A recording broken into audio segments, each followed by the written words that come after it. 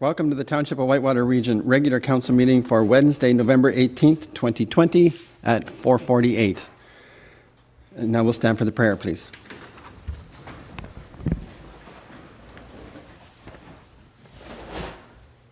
Almighty God, we give thanks for the great blessings which have been bestowed on Canada and its citizens, including the gifts of freedom, opportunity, and the peace that we enjoy. Guide us in our deliberations as township councillors and strengthen us in our awareness of our duties and responsibilities.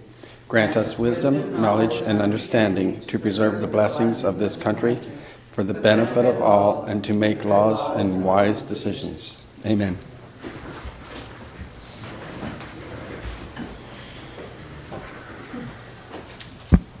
Okay, at this time I'll ask councillors if there's any declaration of interest for this evening. Seeing none, we'll move on to, we're going to skip over item number 4 and we're going to go to item number 5 and continue the agenda, and then at the end of the agenda we'll come back to item 4.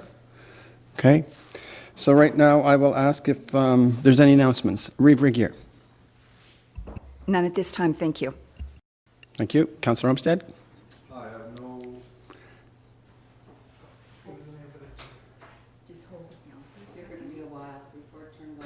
I have no announcements.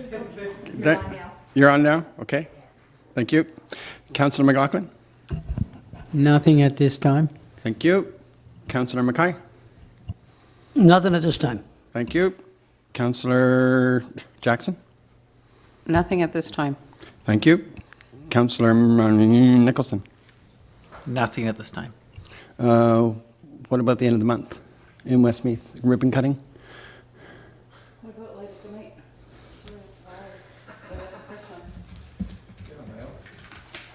Do you not know about this?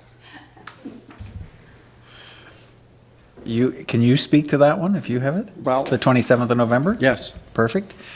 And I thought the township was going to do an announcement of all the Christmas tree lightings, because there's one in Cobb. Well, this isn't Christmas tree lighting. I know, but that's what she's talking about. No, this is like Christmas. Sorry, it's with regards to the Christmas tree lighting for all the homes, so people can go around and So this is the public, this is just coming out now too. It's for the public to do their own homes, as well as... Mr. Mayor, I believe Yes. Jordan was me. contacted on this and it was about to share a poster that we got, so maybe Jordan can just Awesome. enlighten us with lights, I guess. Thanks. Oh, sure, no, absolutely. no. Okay, we got a little bit of confusion here.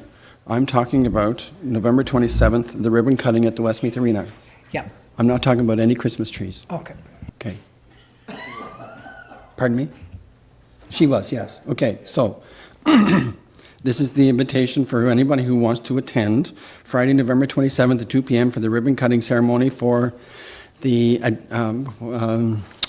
renovations at the the Westmeath Arena that have been ongoing for a year. So it's finally over, and the building will now be back to use for what is allowed at this time, right? Okay, so November 27th, 2 p.m., if anybody wants to attend. Just, I wasn't sure if we'd be having another meeting to be able to get this announced publicly. Just to be clear, Mayor, they can attend, but it's going to be masks on and outside, Oh, yeah, I assumed it would properly be outside. spaced and Yeah. all that. Yep. That effect. Yep. Okay, thank you. And that's all I have. Seeing nothing else? Okay, we will move on.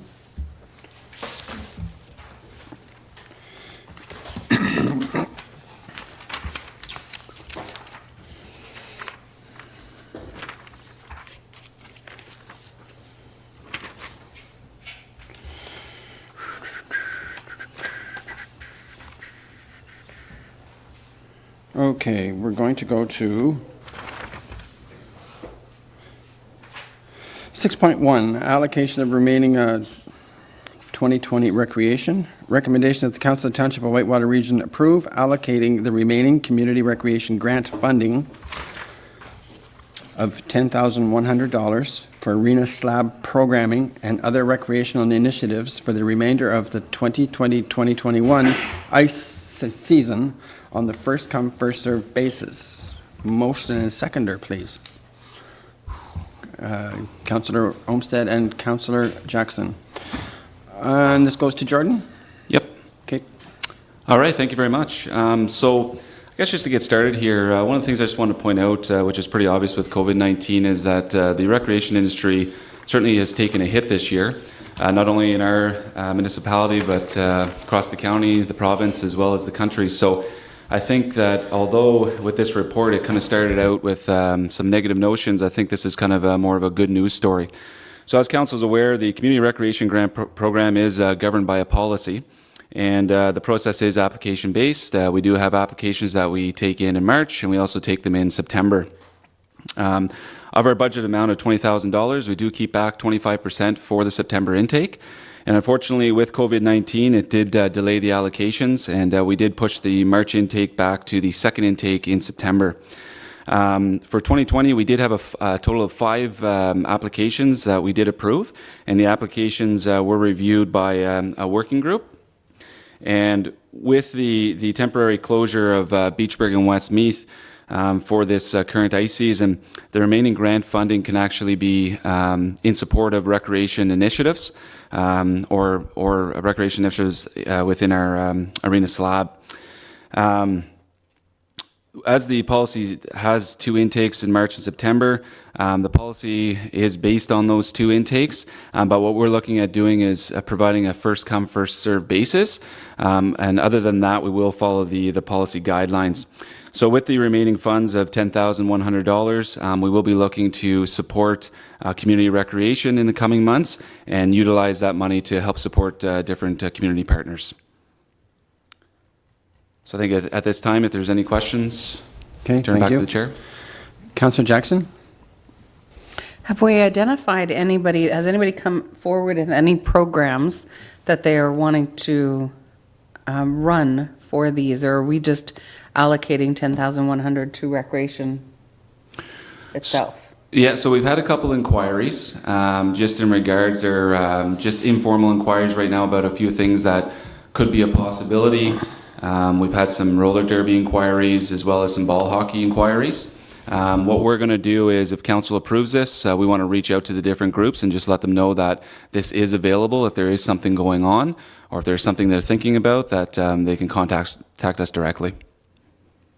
And further, is there the opportunity to run indoor recreation at the arenas in Beachburg or Westmeath? Like there was some talk at the last council meeting or a couple council meetings ago with regards to reversing the like heating the inside of the arenas.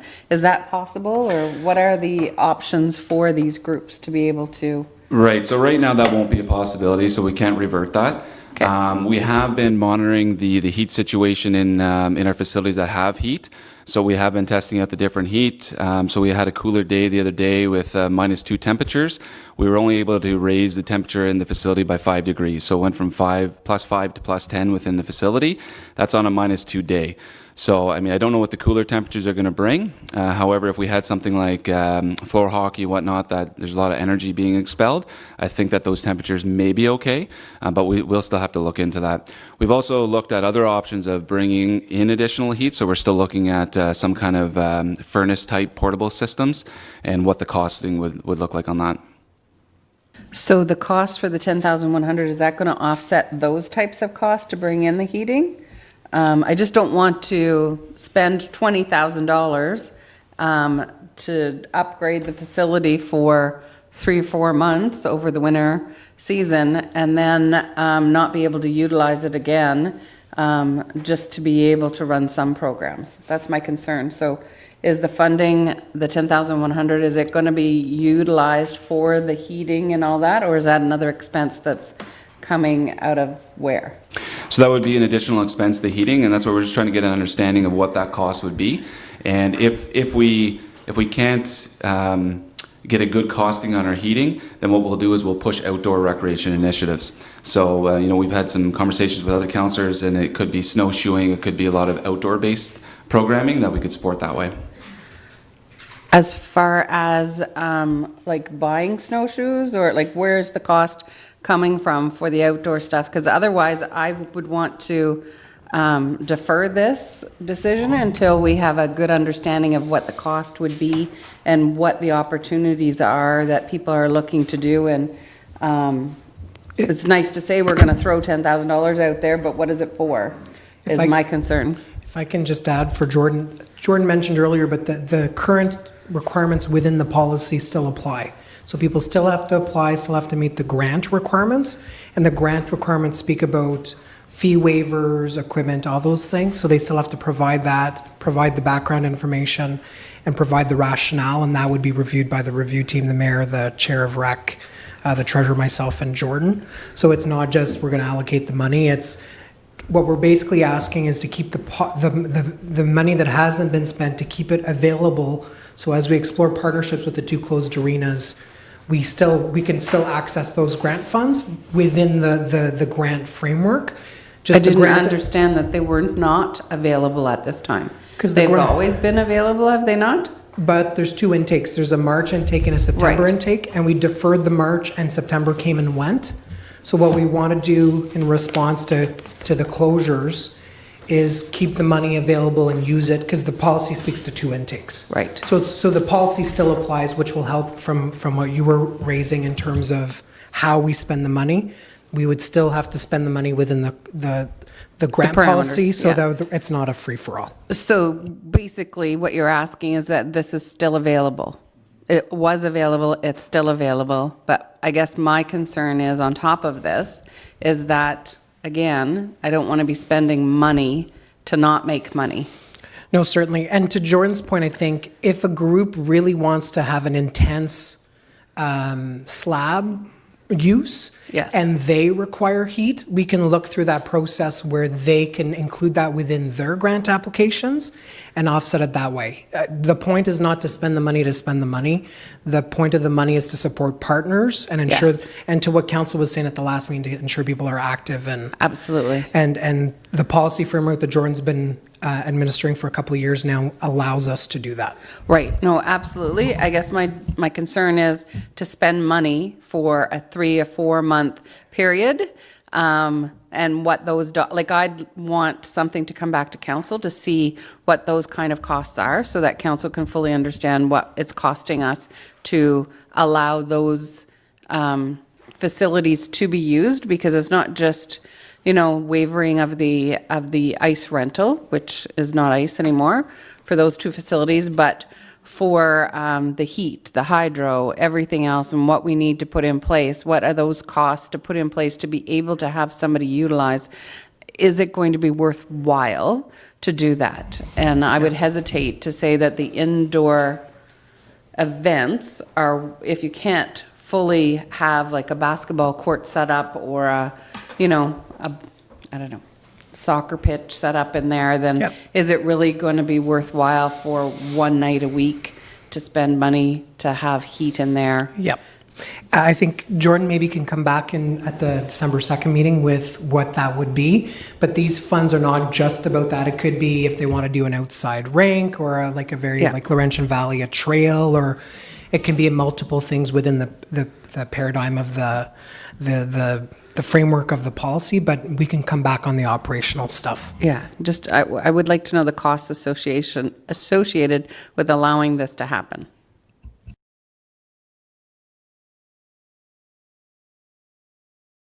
Councillor Jackson, you done? Okay. Councillor Nicholson, please. So I think I understand it, and thank you for getting that clarified, Councillor Jackson. I really see this as a gap between now and the next intake in March, assuming the budget goes as we've approved, or as we've reviewed the last meeting.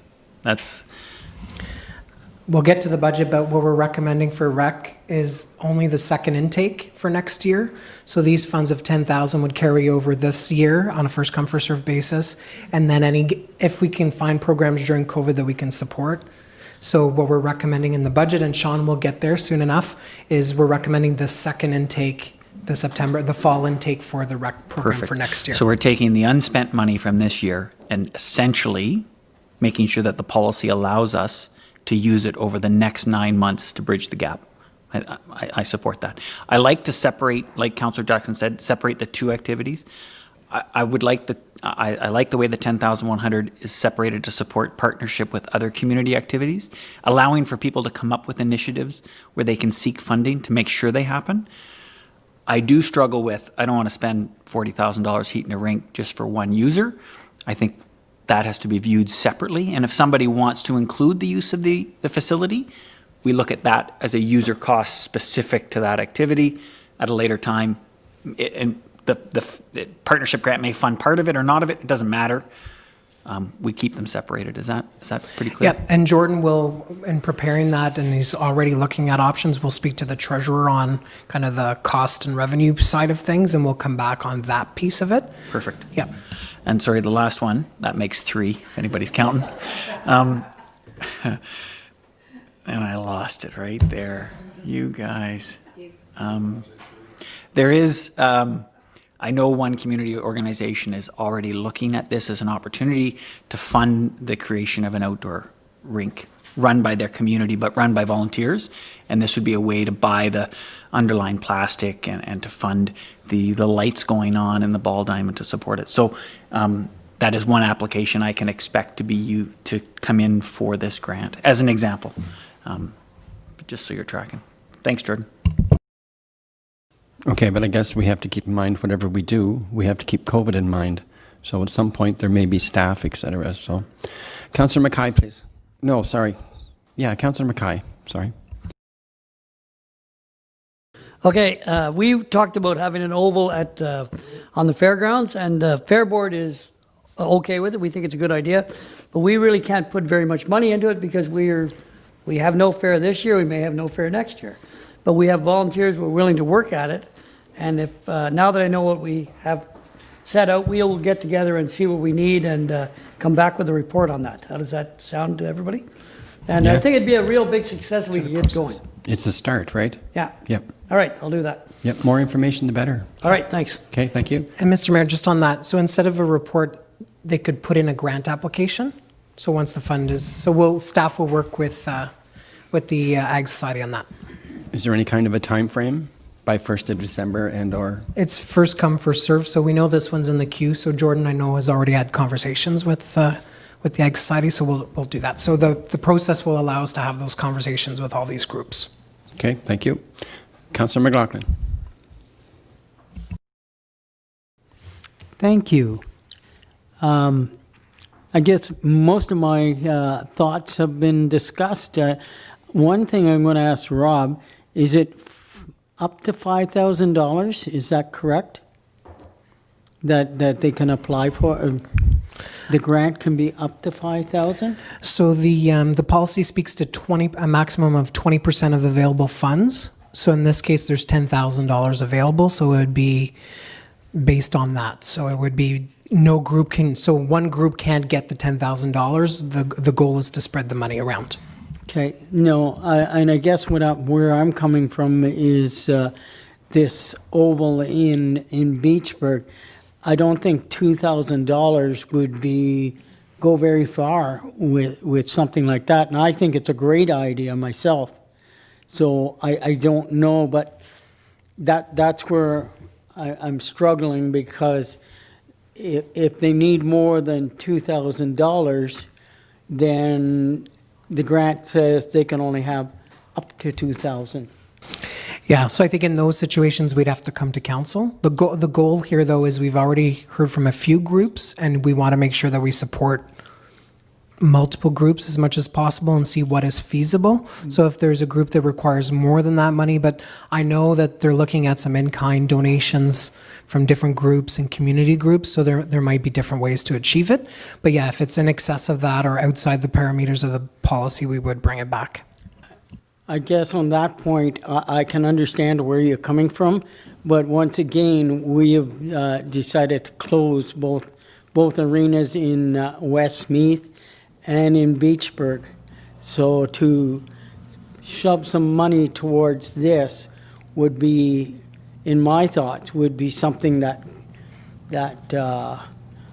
could somehow be either waived or brought back to council.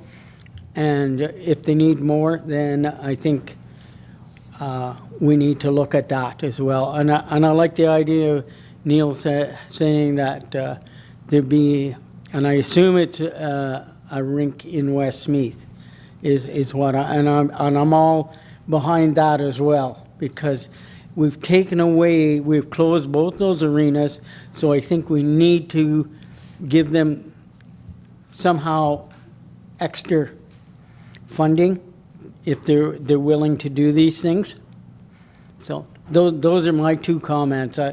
I think both ideas are great, and I think they need some extra support.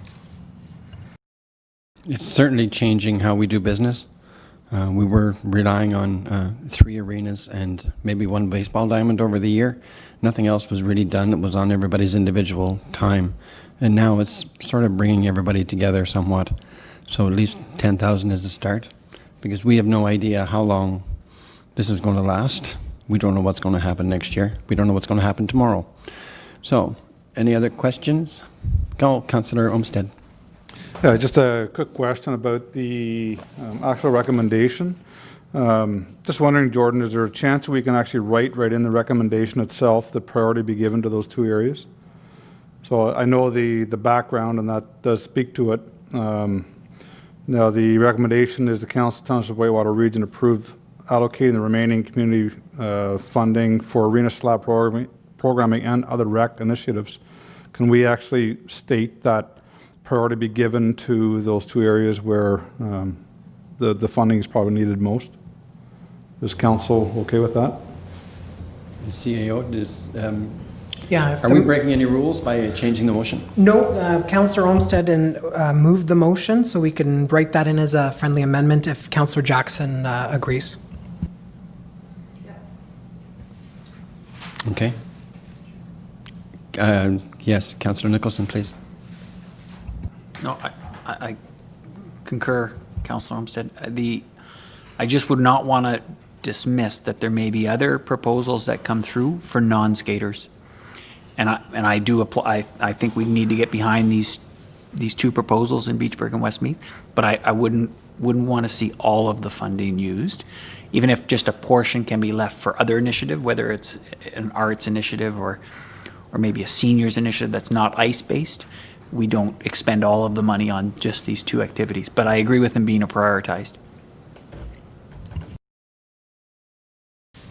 Okay, Councillor Olmsted? Yeah, sorry, all I mean by the recommendation is priority be given to those areas, geographical areas, so not necessarily ice replacement or that kind of thing. I'm just speaking of the programming be given priority to. So if we don't have enough programming coming in, the money gets spent, you can spend it wherever you want, say in Cobden or whatever. I'm speaking of if we do get numerous proposals put in, that priority be given to the areas of Beachburg and Westmeath. Okay, that doesn't change then the motion. The motion is staying the same.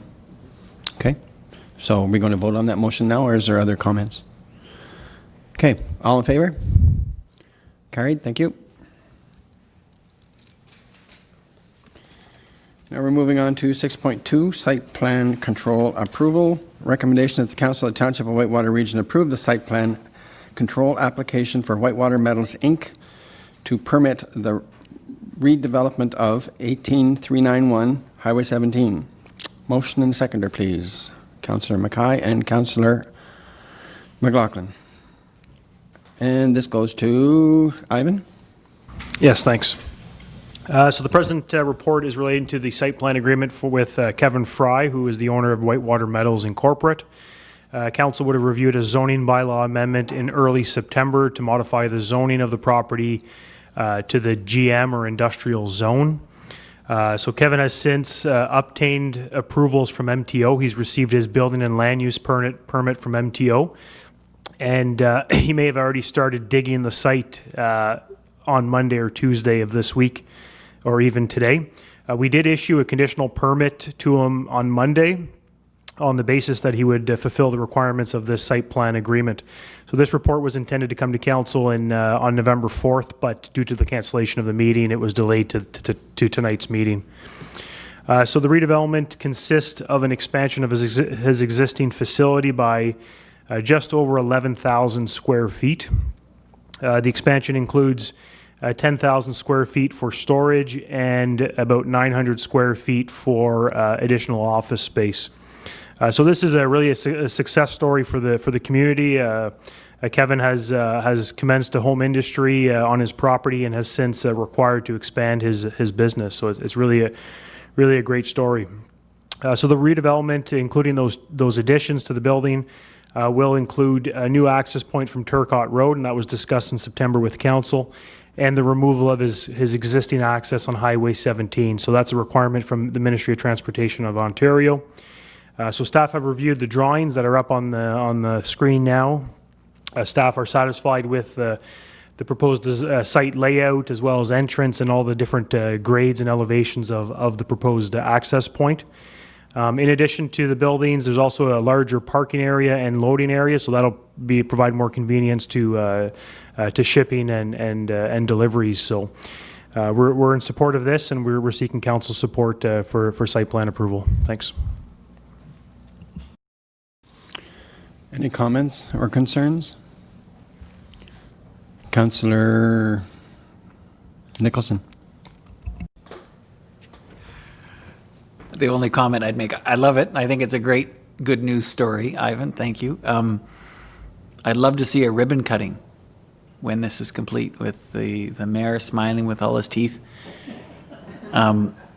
Just to give this, some awareness to the public for the achievement that our local businessmen are doing, especially in the current economical environment. So I would encourage that we put that on the list as a condition in pencil. It'd be Ivan's to-do list. It's noted. Thanks. Yes. Any other concerns? Councillor McLaughlin. Just, and I'm sure for clarification, Ivan, there will be a 911 number off of Turcotte Road. Is that correct? Yes, that's correct. So the new 911 or civic address will be provided for Turcotte Road. Yes, that's correct. Okay, and the old one will be taken down? The old one will be removed or canceled, if you will. Yeah. Yep. Thanks. Okay, that I was sure that I just needed clarification. Just a housekeeping questions on this. I don't think this has ever come up before. This is Highway 17, this Ministry of Transportation. So are they involved in decommissioning that entrance and/or number sign? Or does it fall back to the county? The civic addressing is done internally through the municipality and the county of Renfrew. In relation to the entrance, it will be the responsibility of the owner, Kevin, to undertake all the necessary works to remove the entrance. On the building and land use permit from MTO, there's a condition that he be required to move that entrance by a certain date, which is spring, summer next year. So, and Kevin's agreeable to that, and he's ready to do all those works. I didn't look at the property. Do we have to put in a culvert then in his new driveway? Well, the owner will be installing a new culvert per our requirements, and he'll be applying for an entrance and civic address permit for that. Okay, thank you. Anything else? Seeing nothing? All in favor? Carried, thank you. 6.3, leg delivery review.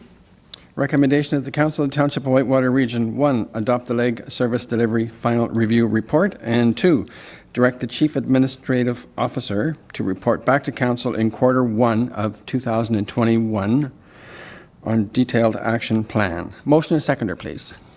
Councillor Mackay and Councillor Nicholson, sorry. Just go to the CAO. So just a reminder, the local efficiency group is a combination of 7 municipalities. We were the last to join. So it's all the municipalities, including us to the east within Renfrew County. So the towns of Arnprior and Renfrew, and then Greater Madawaska, Horton, Adamiston, Bromley, and McNabb Braeside. So the government of Ontario had a program with expressions of interest for service delivery reviews. We were successful, and all municipalities that went in with a joint proposal were successful. So all the costs associated with this review are funded by the province. It is a very detailed report and looking at 4 areas with a series of recommendations. It is a lot, and so what we're doing today is essentially receiving it as receiving it as as a guiding document, so adopting it, not approving it, as a guiding document, and then any action plan or any item that's acted upon would be subject to council approval and budget approval. So we need some time as the CAO group, because the CAOs don't agree with 100% of the recommendations in here. Our senior management team within Whitewater Region don't agree 100% with the recommendations or some of the analysis in here. We need some time to decide on what is actionable, either now, soon, or later. And then some of the stuff that we don't agree fits with where we're going. Or, for instance, there's a recommendation regarding finance. Well, we did our own detailed financial services review that has some recommendations to it, and we have a Parks and Recreation master plan that has some recommendations, a fire master plan that has some recommendations. So the whole team, and I know they're working on it, so Jonathan and Guy on the fire stuff, Ivan and Doug on planning and development, Elaine on the road stuff, and Jordan Parks and Rec, Sean on finance. So we need some time to come back, and what we'll do, so I think this is just late night reading, but we'll come back with kind of a management response on this internally, but also within the CAOs, within the 7-member municipalities, but also an action plan. There's some items in here that we can easily do or can schedule in the future, but this is really just to accept it now, and we'll come back in Q1 with a more detailed response. Okay, thank you. Councillor Jackson? Yeah, after just skimming through it, it almost appears that they're recommending, and I don't want to use the A word, amalgamation, but it seems that a lot of their recommendations are to have, a central location or a central service for some of the services that they're suggesting that for the recommendations. I'm not in favor of a number of these recommendations, and I'm glad to hear that staff is not either. I'm not sure where they got some of these recommendations and how they thought that they would work. It certainly doesn't give the effect that the municipalities are autonomous. It means more of the fact that they're working together, hence the reason why I say amalgamation. And I know there has been talk in the past of at the county level that, perhaps there should be, 2 areas of municipalities to go together, and I'm not in favor of that either, as each of us, having been a person that has worked in 5 different municipalities, I know each and every one are individual, and and every one has different pressures for budget, for community servicing, and what the ratepayers expect in each individual municipality. While there are some the same, I don't see some of these things being the recommendations as being the best ideas. Do I have other best ideas? Absolutely not. I'm not saying that I do. I'm just saying that I'm not in favor of a lot of these recommendations because of the fact that it's your autonomy really is being questioned. So we can receive it. Whether we act on it will be a different story. I certainly cannot disagree with what you said. But having I read the first draft report, and I only skimmed the new report. It looks like they're trying to set up another tier, which is the whole idea of amalgamation was to do away with tiers. But we haven't been, and now if we did everything in this report, there's going to be new people doing the same job we're doing now, working out of many offices, and now they're going to have to be supported. So we already have that support in place, and I just think it's a waste of money. And that's all I'm going to say on the matter. Councillor Olmsted. Yeah, having read through initially what we were, I think, elected to do, and seeing what the recommendations are here now, it's not at all what I had envisioned. I thought it was more of an efficiency group for procurement and sharing of ideas and sharing of best practices and that kind of thing. And it certainly does not look like that's what's going on in the report that we received. So I'm just hoping we haven't been led down the garden path, believing that we were heading in a direction that we're all going to share best practices and come up with some good solutions, where now, as you say, it almost looks like they want to add another layer of review. And but I'm not at all pleased with the results of. I haven't read through the whole thing, mind you, but I've read enough to understand what's going on. So, and I don't really care for it. It's quite an extensive report, and Yeah. I think if their idea was to baffle everybody, unfortunately, we've all read it, so like there's no way we're not going to settle for this. So, Yep. Thank you. okay. Anybody else? Seeing none. Mr. Mayor, Oh, sorry. if I could just add, because Yes, please. the mayor was involved in they presented this and also spoke up rather effectively on some of the questions they raised. The two recommendations that did not come out of any of our work was a chief financial officer that would service all 7 municipalities and one director of public works for all 7. And they got very harsh pushback from the CAOs, but then also from the elected officials. I would say on Councillor Olmsted's point about efficiencies and best practices, there are some good ideas in here. They actually came from staff. So what I recommended to the group is you can argue with the consultant all you want, or you can receive the document, focus on the things, the low-hanging fruit, and the stuff that works. A good example is waste site monitoring, where Adamston Bromley was going out on a tender, and us and Greater Madawaska jumped on. So we did one tender. We still have our own landfills. They're still operated separately, but we did one tender. And there's a bunch of group tendering in there as a recommendation, and just talking to each other and sharing best practices and concerns. So I don't want that to be lost, because I think the service delivery group does have promise, especially if the elected officials, the heads of council are talking, but also if the chief administrators are talking as well. So we're going to hopefully reflect that in the report back we bring to you on what is workable and what can actually be beneficial and both efficient and effective for us as a township. Councillor Nicholson. The concern that raises to me, and I like the motion in that we give you until the end of Q1, right, or in Q1 to provide an action plan. My only concern is from the provincial government's perspective. My fear is that they'll use this as a reference point to say, look, if you want more money from us, you need to do things this way to save us all more money. So in that review that staff does, I think we need to take that perspective in our forefront of our mind to make sure that we're countering it logically, so that we can say, no, it might look on a piece of paper, and looking at numbers, it makes sense. For these factors, it doesn't. So I would just caution that we think of it from that perspective as well. And on that point, I think it's a good point. And I think if we do nothing and we get $1 million in OMPF and the deficits and the debt's going to be crazy, and who knows what happens in 2023.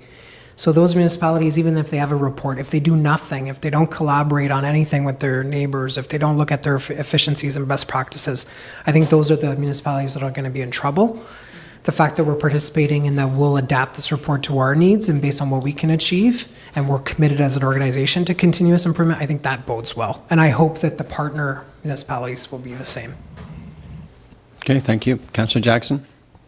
My concern about adopting this or approving this is that somewhere down the line, somebody from Ministry of Municipal Affairs and Housing or somebody from the County of Renfrew is going to take a look at it and say, well, they've already approved this. They agree with these recommendations. I think at some point, maybe what we need to do is sit down and say, okay, go through these recommendations and say, do we approve this or not? Disapprove it, remove it from the report.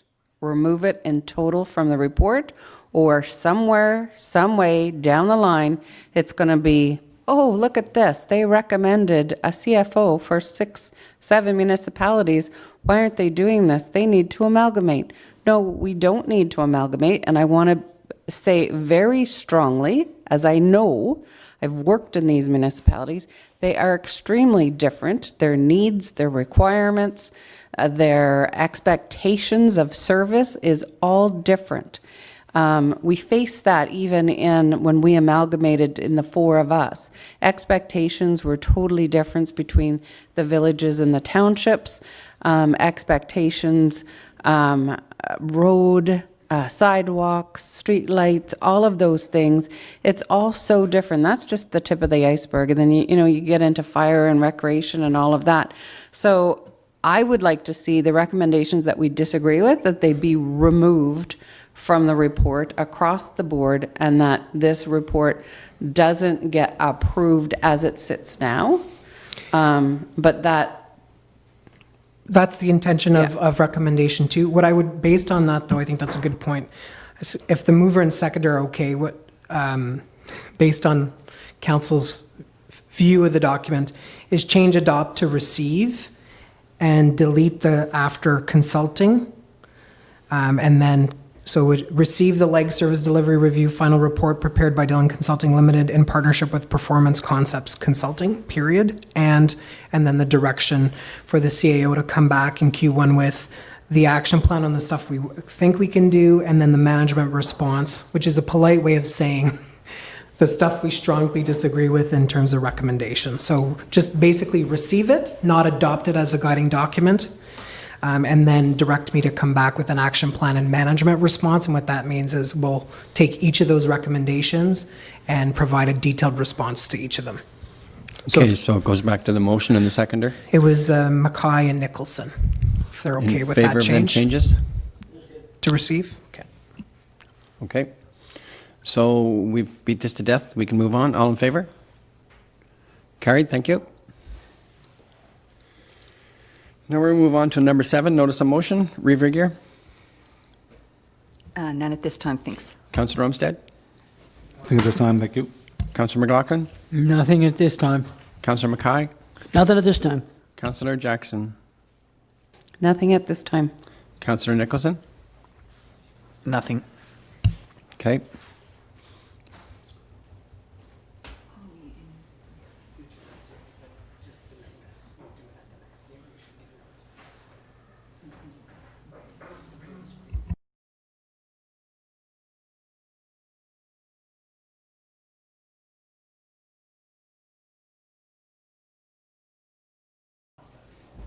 Okay, Councillor Regier, or Reeve Regier, sorry. Reeve Regier. I'm sorry, totally slipped up on this. Yes, I do have a notice of motion, and that's regarding the Brooms Creek, Foresters Falls Dam. Broom Creek, I'm sorry. And just bringing it forward so that we can move forward with option 3 and approve option 3 for the replacement of the dam.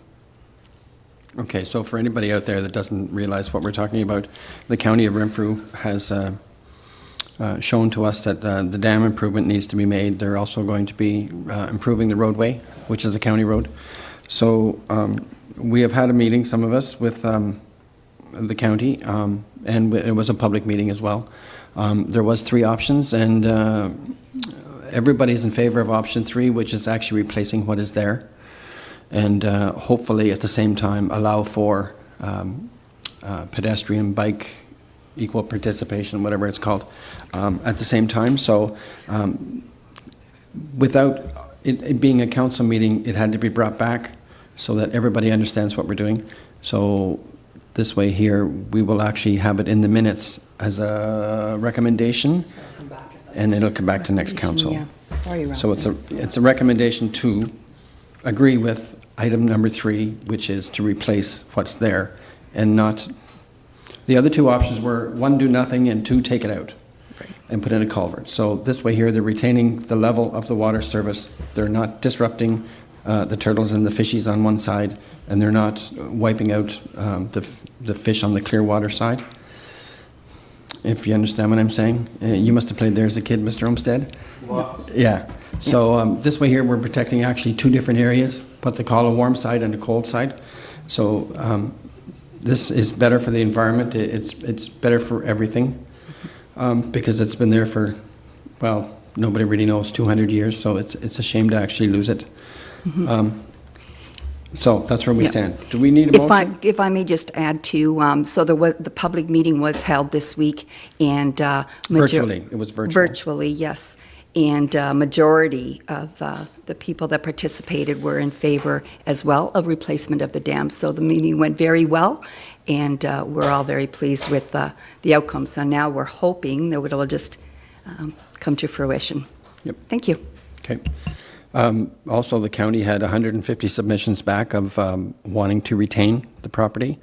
And before the meeting started, there was 39 had signed up to attend virtual. Councillor McLaughlin. You just finished stealing my thunder. Oh, sorry. I wanted to say there was 150 that supported the option 3. Yep. Yep. Okay, thank you. Thank you. Okay. So now, do we need to vote on this? What do we need to do? It'll come back, so we're good then. Oh, yes. Oh, that was notice of motion, sorry. So now, are we going to adopt minutes, or are we going to go ahead? Finish her off. Okay. 8.1 minutes, regular council minutes.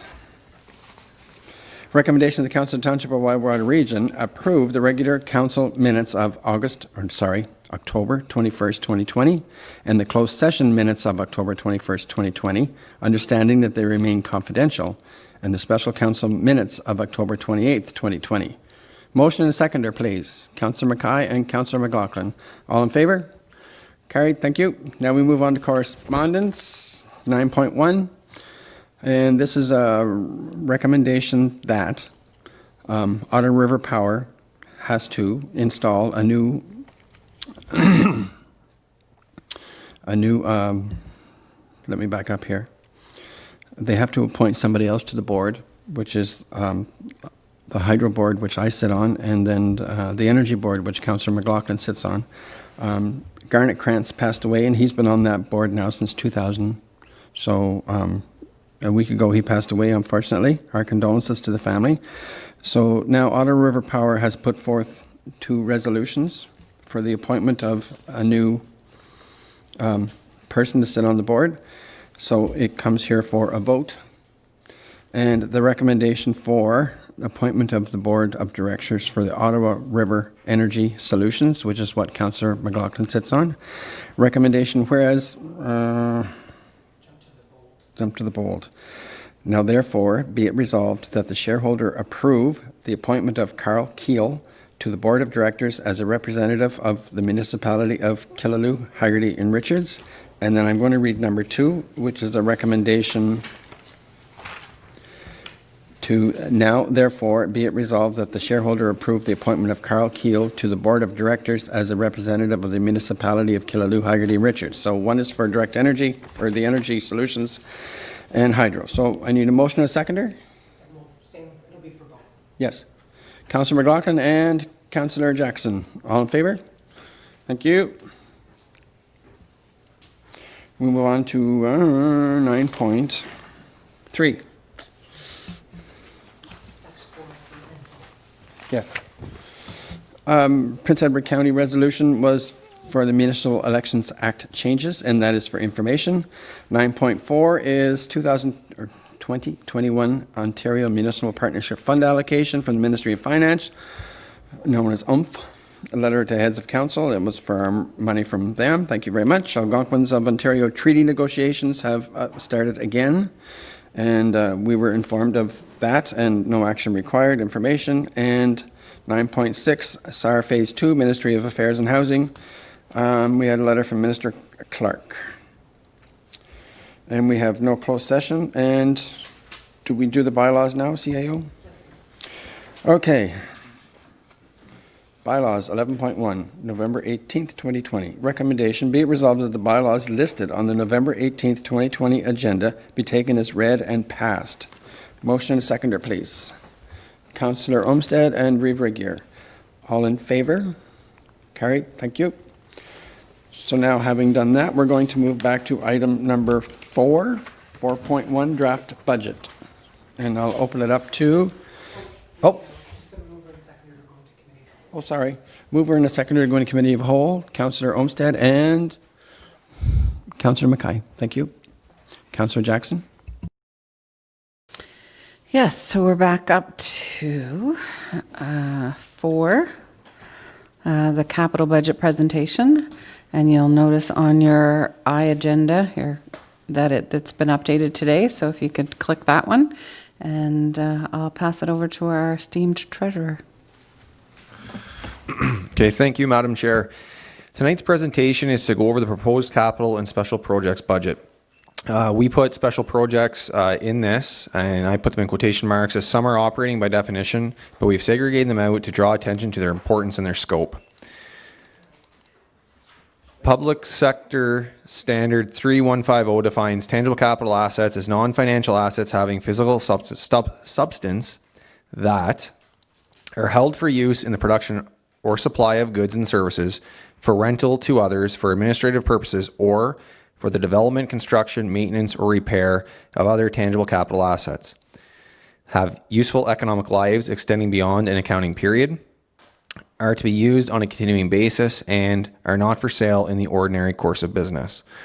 So I think it's important to at least have the accounting definition of what we mean when we talk about tangible capital assets. Just a housekeeping note that I have segregated the presentation to have questions and directions at different stages throughout. I ask that you hold questions until I turn it back to the chair. Where I have those in the presentation are after we discuss operating sources of funding and kind of have an overview of how we got to here, after projects funded by gas tax and grants, after projects funded by reserves, after projects funded by debentures, after projects funded by taxation, and then after future roads in the gravel road program. So just as we move now through the presentation, we have an updated schedule just to see where we're at and where we're about to go. So we have November 25th, a special meeting for fees and charges and the user pay budgets. December 2nd, final budgets will be presented, the public meeting on the 9th, and then bylaw adoption on the 16th. So we've gone over that a few times, but just to reiterate what we have coming up. So some key highlights here are we've essentially come back with a 2.5% levy increase, and we have a continued investment in strategic priorities. So when we revert back to our strategic plan, we have a continued investment in infrastructure, which is a top priority. We have $5.3 million for capital. The strategic priority of environment, a continued CIP grant. We have a drainage project. We have a road raising project to help or aid during flooding, and we have a study at our landfill. For economic, the strategic pillar of economic development, we're responding to growth essentially by developing a community development team, and we have CIP to support businesses in the community. For the pillar of recreation, we have identified projects to ensure that we have safe and efficient facilities, active transportation plan, and support partners in programs investing in safe access to water. And I'll move on to the next slide here. So just right off the top, just to clarify and to ensure that everyone's on the same page, is that we have for 2021 the same full-time staff complement. I've broken them out on this presentation per department. It's just important to note that in the 2020 budget we had 30, in the 2021 budget there's 30.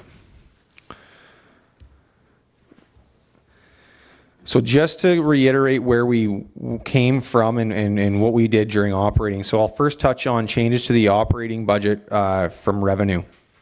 So the original levy increase we came a few weeks ago was 1%, and that was for the contribution to capital reinvestment reserve.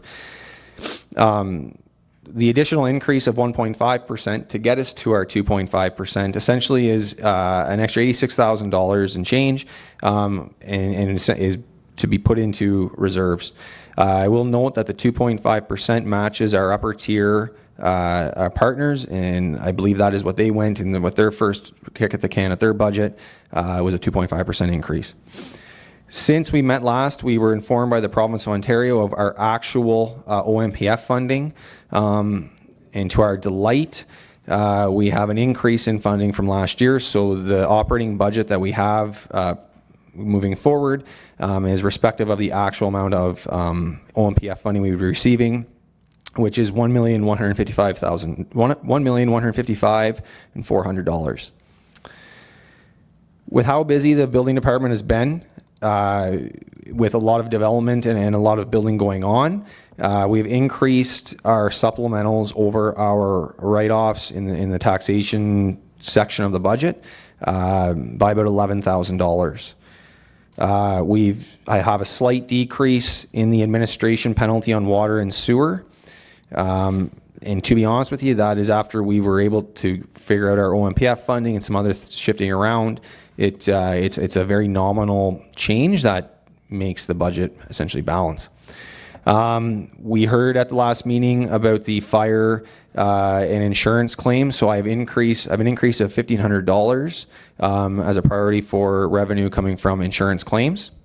We heard at the last meeting regarding fishing derbies. I've increased that revenue line item by $1,000.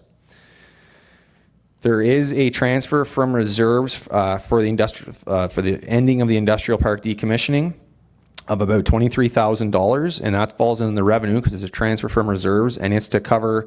We had presented at the operating budget an expense of about 25, so this transfer from reserves of 23 and change will cover most of that 25. Some changes to the operating budget on the expense side. We heard at the last meeting that council was willing for their conferences and trade shows to go down to essentially what has been being used in the past. So that was a decrease of about $18,000. In turn, we were able to increase $3,000 in council public relations. We moved an expense of $15,000 from flood management. We put that as a transfer to reserves. And just to clarify, it does not mean that we have no commitment to flood management, but what that means is that the money will be put into an emergency management reserve. In the event that we needed to use that money, well, we would pull it out of reserve at that point. We feel that we have a stockpile right now of inventory of sandbags. So we don't think we need to actually go purchase anymore. So as we go to build up that reserve to ideally get to our 3% of our levy. So we feel that putting that money, we're not losing it, we're not moving it out of that department or that section. We're just redistributing it to a transfer to reserves. In planning, we have communications of $5,000, and that's for to distribute and have a welcome package and for promotions of local businesses. We have a total CIP funding of $20,000. The planner will come back with a report on specific programs to prioritize in 2021. So it's important to note that we still have a significant commitment to our CIP program.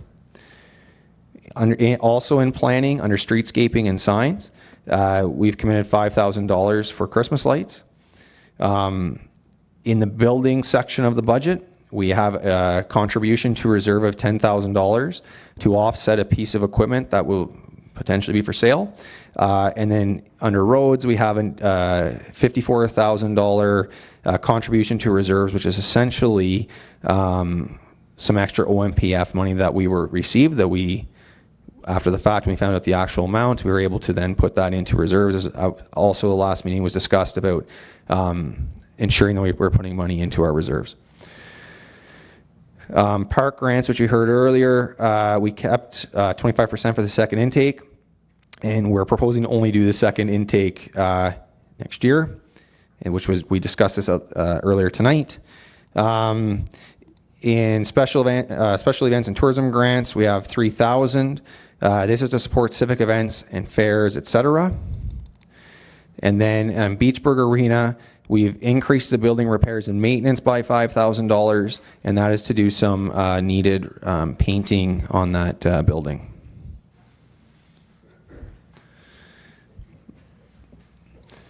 So what that means is for the operating overall, we have an increase of about $208,000 of revenue. We have an increase of about $121,000 of expenses. The increase, everything all considered, we have $190,347 left of taxation that we can use for capital and special projects. So when we came back at the last meeting, we were at the same level as last year, but with some stuff we just did, and especially the OMPF news, we're able to have more of taxation to be earmarked or used for capital and special projects, which is what we are here to discuss tonight. So just onto the next slide here. I just put up a quick little graph. We won't spend a ton of time on it, but just to kind of give you an idea of how we intend to fund some big projects. Obviously, what sticks out like a sore thumb is the one in the middle. There's one project that is about 2/3 of that debt number. So obviously, just so you understand that it's not a million things we're looking to do that way, but there's one major project that we are proposing tonight that we would finance through debt. And then I'm not going to spend a lot of time on the next slide, which is the list of projects, because we're going to get in and talk about them. But it's just if you're preparing for tonight, you kind of had a list. I don't know how it came out on everyone's sheets or how it looks if you can zoom in, but that's all of our capital and special projects. I don't need you to zone. I don't need you to zone in. I was just asked if they could on their own thing, if they need to actually read it. But and then real quickly here, to kind of go back to a reserve and reserve funds is we're starting the estimated start from 2021 is about 1.6 million. We have a significant amount of capital that we're doing. We are anticipating to end 2021 with about 1.2 million in reserves at this point in time. And then I have a quick schedule of our debt that we have on the books right now. Again, this is just all these payments that you see in front of you on this slide are in our operating budget. So you can see that we have, there's no projects we have on right now that are making our last payment. And then there's a few more recent ones that have short terms. And just a quick summary before I turn it back to the chair for questions on this section. We have a capital investment of 5.3 million. We have special project investment of about $209,000. We still have a contribution to reserves of about $630,000. We're using significant amount of reserves that we have to fund the capital investment and special project investment. And then I have summary number 5 is what we can come back to later on, but we know where we stand, where we have 2.5%. At that time, I will turn it back to the chair to direct for questions. So just a quick question for you. So when will we be going through the list of capital projects?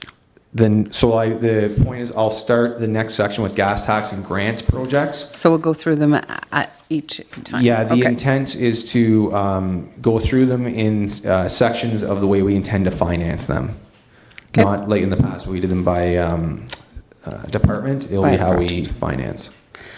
Okay, so do we have any questions up to this point in time? Councillor Olmsted.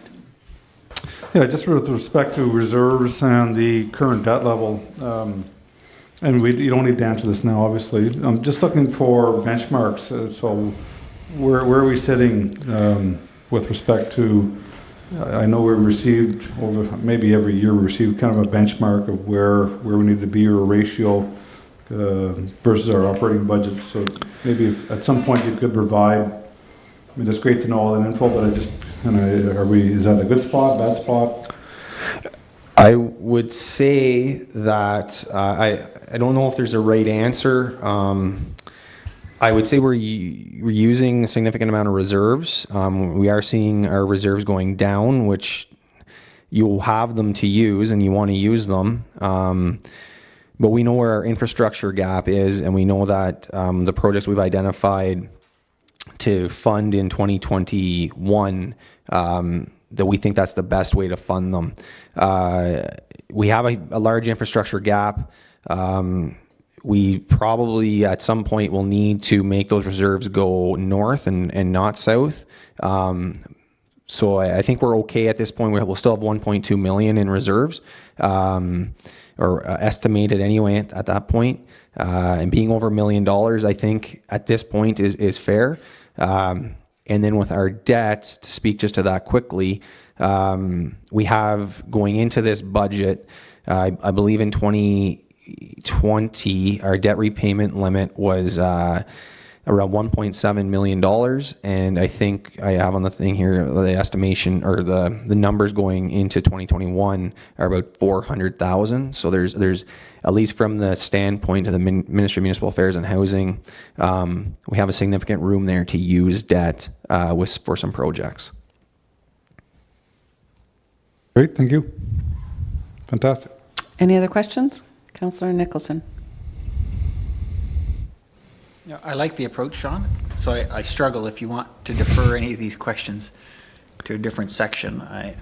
But just grosso modo, when I look at the slide with the debt in the middle, looks like a great big Christmas tree, except it's not really a gift.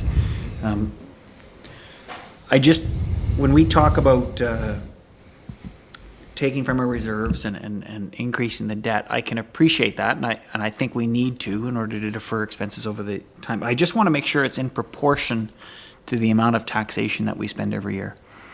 So when I just looked at it, and I'm watching her for reaction now, we pay about $160,000 in debt servicing a year. When we compare that to the amount that we're actually using on taxation, is it pretty much like, where do we find that happy medium? And before we get into the details of each project.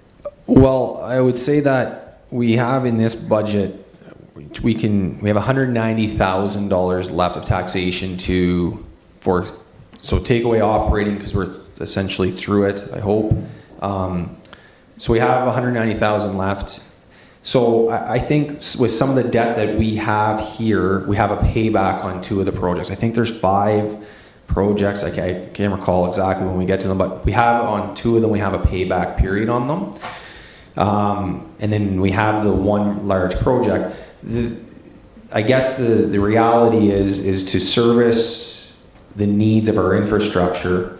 I don't know what the happy medium is. We need to use the tools that we have at our disposal. Debt right now is very low interest rates, I guess, for all history, or at least since I've been around. We know that the debt that we're proposing here, we have room to use. But obviously you want to use debt for projects, I think, that are going to benefit people that come, so that people over time pay for them. So I don't know if I have an answer for the happy medium, but I know that we have the room at this point, and for some of the projects we've identified a payback period, or some payback, so I think that should help. No, and that's good. And sorry, let me rephrase a little bit. I'm in support of debt to an extent. I mean, everybody has a mortgage. You need to, not everybody, but a mortgage is a good way to invest in the future, and that's the same way I view these debt expenses. I just see if our debt carrying expenses on an annual basis are $160,000, and we're proposing $190,000 of taxation, in a year or two, we could basically just be covering debt charges with the amount of taxation we invest in capital. I don't think we've hit that sweet spot. I think we're going to have to, at some point in time, put more taxation money into capital reinvestment if we want to keep capital going. It's going to hit that equalization point in time, and then all we'll ever have for it is grants that we get. So I just caution people, when you look at it, it looks like, yeah, we're keeping taxation really low here at 190, but I don't think that's high enough. But And if I could just add is, I think what's important to note is, out of our levy of about 5.6 million, last year's 5.7 million, the tax or the capital levy was 126,000. So when you look at it that way, and you say, yeah, some of that levy of that 5.7 was contributions to reserves, absolutely. And this year, 600 and some thousand. But when you have your levy, like you said, like the proportion, you're absolutely right. There's, for capital projects and the infrastructure gap that not only we are seeing, there's unlimited needs essentially, and infinite resources. I think I said that correctly. Like there's only so many resources, and there's so much need everywhere. So it's a we have to pick our priorities, and I think we've used, in this budget, capital budget, we've used our strategic plan to guide us in a direction of what council and our leadership has pointed us in. So, no, I agree with you for sure. Any other questions? Councillor Mackay. I'm sure you've told me this before, but when you say 2.5% levy, what does that work out to 100,000? Like it is based on how much money you pay on 100,000? No, so that, I believe what you're referring to is the tax rate. Yeah. And that, I can't give you an answer today because there's not enough data yet with what the county and other municipalities or the lower tier will get together and talk about tax ratios. So that will come, you're looking for an answer that's probably coming to you in June. Okay. Okay, so the tax rate, just to back up just a second, is part of so when you have the equals in the amount of taxes you pay, and you have your assessment times your tax rate gives you the amount of taxes you pay to the municipality, that we, setting the levy, is what we're trying to get to with everyone's taxes they pay. So it's kind of like working backwards, where you have to set the levy, which is the amount of dollars we want to raise from taxation. And then when we get our assessments and the upper tier sets the ratios, which how much of the pie goes to here and how much of the pie goes to residential and commercial and whatnot, based on our individual assessments, then we'll know the tax rate. So is that firm or can that change? So we're proposing 2.5%. If we came back with the tax, at the time of passing the tax rate, and let's say our rate had dropped, council at that point could, if they wanted to keep the rate the same, which would increase the levy. So the 2.5%, we're looking to increase the amount of dollars we collect from taxation by 2.5%. How that affects you and everybody around the table and in the municipality depends. It's all different depending on what's happening with your property. Whether your assessment goes up, some might stay the same. People file requests for reconsiderations, their assessment goes down. So it changes as we move through. All right. Okay. Thank you. Okay, now I have a couple of questions. Oh, Councillor McLaughlin first. Thank you. They're not so much questions as clarification. Well, there's one slide 9. I need a magnifying glass. I'm just. I can put it on the big screen for you, Councillor McLaughlin. Well, that would be really, really appreciated. If it's that one though, I couldn't get my arms were too short. I'll hold it out here. Is that the slide, Councillor McLaughlin? He's not alone, I agree. Yeah, I think it's that slide, but Councillor McLaughlin, do you realize that you can zoom your iPad? Perfect. Okay.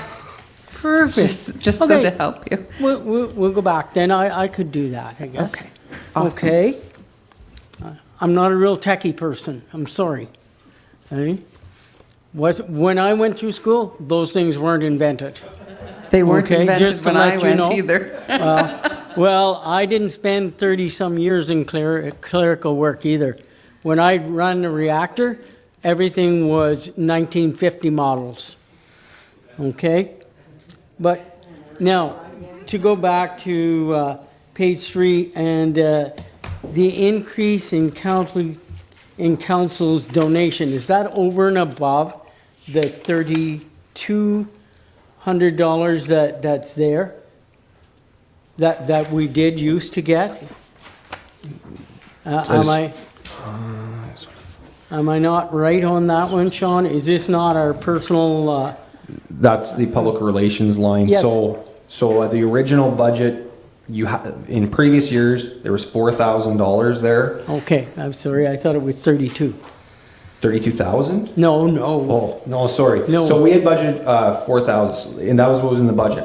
When we came back the first go at operating, we had 0 in that line. So I guess long story short is it's not over and above. There's a $3,000 line item there for council public relations. So it's not really an increase, it's a decrease of 1,000, is that correct? From 2020. 2020, The yeah. the verbiage on here was, Yep. it was an increase from the first, From first intake? Yeah, No, yeah. I understand that. Okay. Okay. Now, the planning communications, that's the welcome, yes, and the promotion of local businesses. okay. And then we're going to the roads contribution to reserves. Is that coming from taxation? No, that's the, when we got our OMPF actual. Okay, So we so got, it's coming from funding. it's coming, yeah. I mean, I'm yeah. sorry, I should have said funding. That's okay, yeah, so it's Yeah. coming from, when we received the actual amount we were getting, we changed our budget to include the actual amount. And we heard at the last meeting regarding our reserves, and so we decided to put the balance of that into our roads reserve. Okay, because I have some different thoughts on that, but I just needed clarification. Okay, and you talked about painting and upgrades to the Beachburg Arena. Is that interior, exterior? I believe it's exterior, is what I believe it is to, I think they've had some issues with the wall there, and I think some paint would, Is that the wall that we've been talking for 4 or 5 years? I think so. Oh, you think so? Really? That's the one I believe, yeah. We don't own the land. I, We own the building, but we don't own the land. So Yeah, why not let the building go if we don't own the land? I don't know if I can answer Okay. that question for no, you. it took 6 years, but we're finally going to throw some paint on that. Okay, that was my clarification, and I will make it bigger so I can get my eyes on it. Okay, thank you. Okay, so when we talk about payback, in 2021, I know you mentioned something about a roller that we rent one normally, and that was one of the projects that could be used as a payback because we pay so much to pay for the rental of the roller. Has that been decreased in the overall budget? Or is it decreased in 2022 when the debenture actually starts? What am I clear, my budget here, just bear with me 1 second.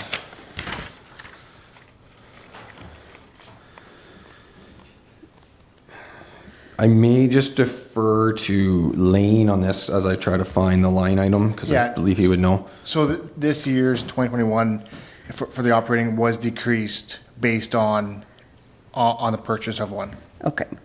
And the street lights, has that also been decreased, or is that, because it's going to take a while to get that in place for the year, so we'll see the payback start in 2022, and we'll probably not borrow until the end of 2021? Is that? That's correct. We decreased portion of it down, Right. but not till the amount of fully, because if it's half the year, so it was estimated when it would be. Yeah, because it does take, I know we went through it, it takes some time to see it actually on the books, and then for Hydro One as well, to see the fact that they are LED now and not charge you because there's no meter on them like there is at your homes. So just so that council can understand that they are looking at those paybacks there's a savings in the overall operating budget, and eventually it'll pay itself off, and then we'll gain that money later on after the payback is done.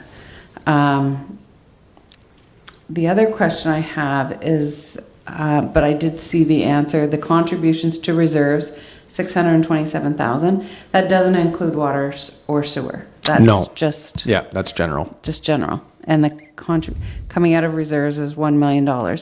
And the thought process for reserves, I think Chris had the question with regards to reserves, is that, you're saving for a day to be able to spend it, and then you increase those reserves up again and then spend it some more.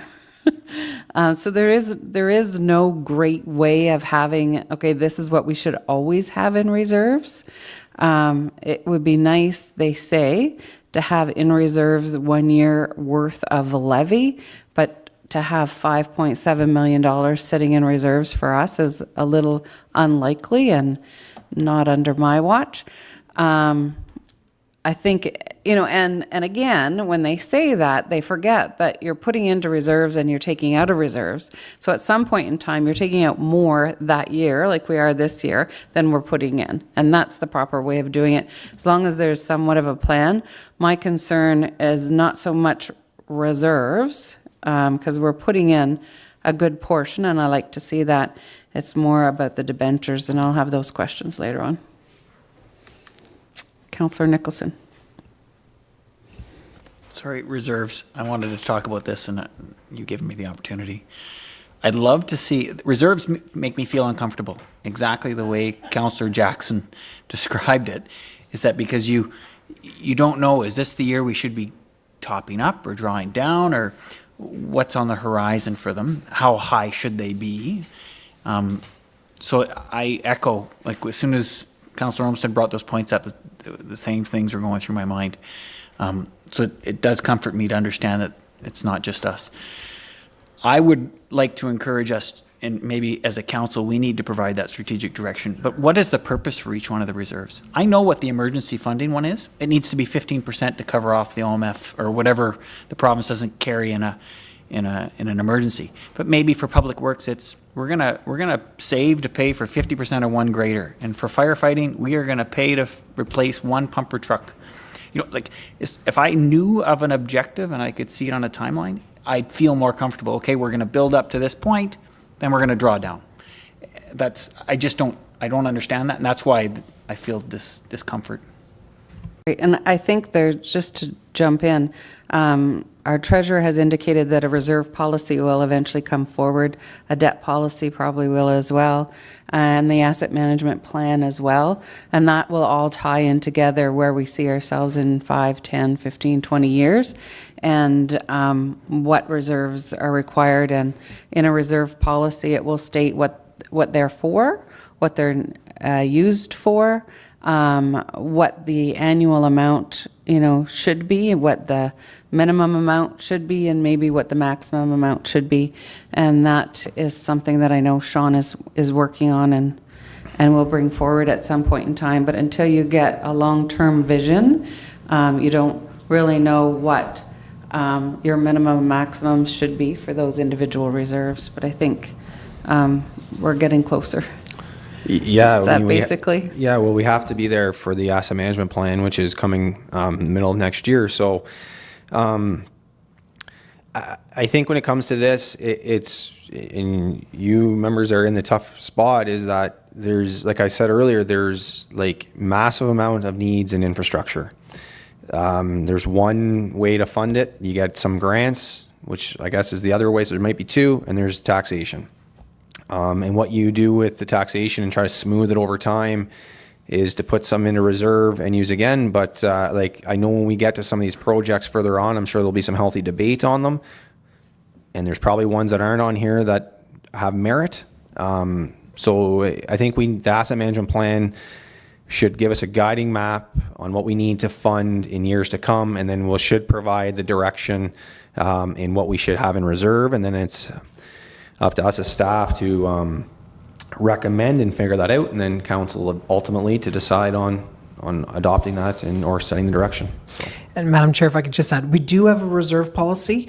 However, what it does say is we come back annually with targets and what each would do. So the asset management plan, which will contain a 10-year and a 25-year capital plan, which is also in your strat plan, so we're tying all these things together, will then help feed that. And where does it, and even on debt, some municipalities only use debt for growth-related projects. Others use it specific for one purpose. A lot of what we're doing this year, aside of that one project, is really cash flow management. It's instead of self-financing a project over 4 or 5 years, we're borrowing over a very short period of time, paying not a lot of interest because the interest rate is so low. But that's not necessarily how you want to use your debt. But until we get the asset management plan and those 10 and 25-year capital plans, then the treasurer will be able to come to you annually with an update on the asset management plan, the capital plan, but also on the reserve targets and where we land on debt. So it's like pieces of a bigger puzzle that we're working on. Okay, seeing no more questions in this section, we can move on. Okay, so we'll start with our gas tax funding. So we propose to do Powers Road, and I'll have a map on the following slide here from Robertson Drive to Grant Settlement Road. It's about 4.1 kilometers by 8 meters wide. We're proposing to double surface treat it and harden shoulders for active transportation. And so I'll try to do this the best way I can. So there's Robertson Drive. And do it over, and this, I apologize, this is the first time I've used this tool, to Grant Settlement there. Then moving in, and we'll come back to that when I get through the grants here. Moving into our grants, we propose Beachburg Arena septic of $80,000 to be funded from the Investing in Canada Infrastructure Program.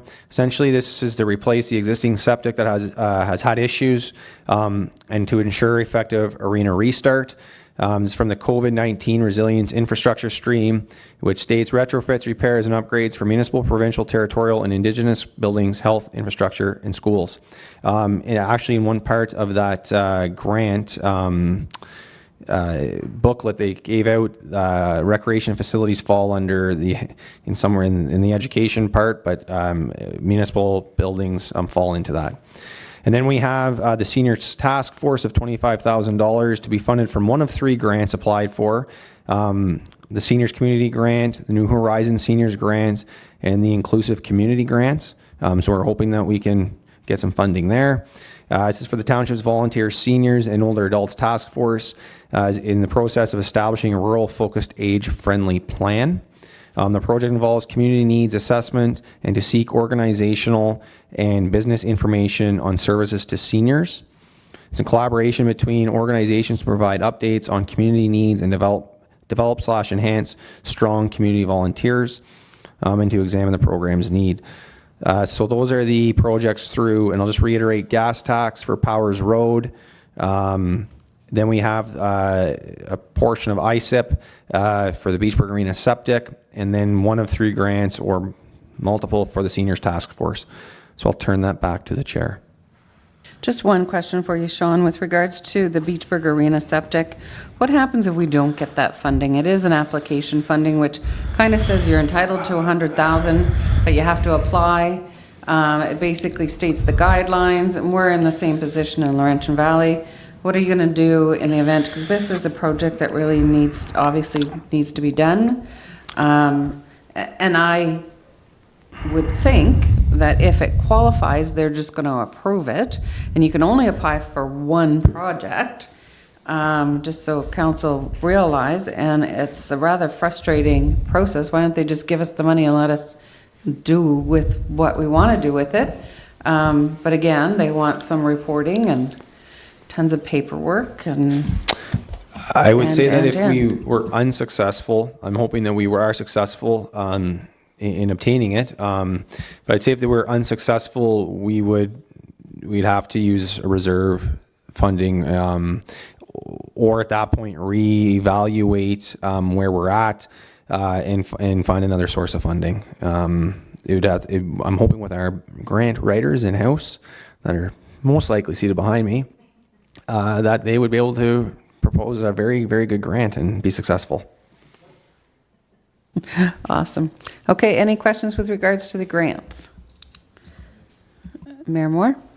I'm just wondering, I seen that amount, was it 25,000 for the seniors? Is that an estimate, or where did we come up with that money, or that amount? I'll turn that over to Rob. That was the first grant we applied for. That was the limit. So that's why it was 25,000. And another grant came and we applied for it. And then there's another one coming that allows for a little bit more. So it's a function of that. It's really, we've got a really great group of volunteers. They need some help with kind of the facilitation, data collection piece.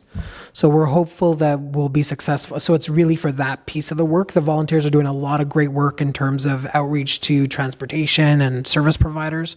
It's just that collation stuff. We've thought about a summer student, but it's actually a little bit more than what a summer student could do. So we're hopeful one of the three grants will be successful.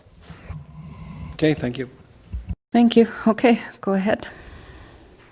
Okay.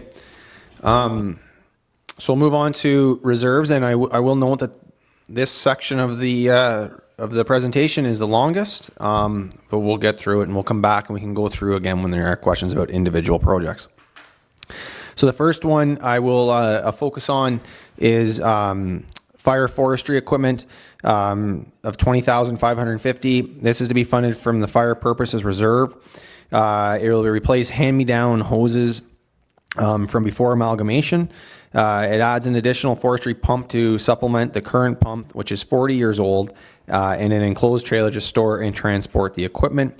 This supports the mission of service delivery and protecting township in terms of forestry fire capabilities. Staying with fire portable pumps of $30,000. This would be funded from the capital reinvestment reserve. The idea here is to replace 3 portable pumps that are 30 plus years old, which are no longer reliable. New pumps are more efficient with increased gallon per minute flow rate, electric start, and built-in lighting. Portable pumps are an integral part of rural firefighting as we rely on them to fill tanker trucks. So these 2 projects here are to replace some very existing equipment.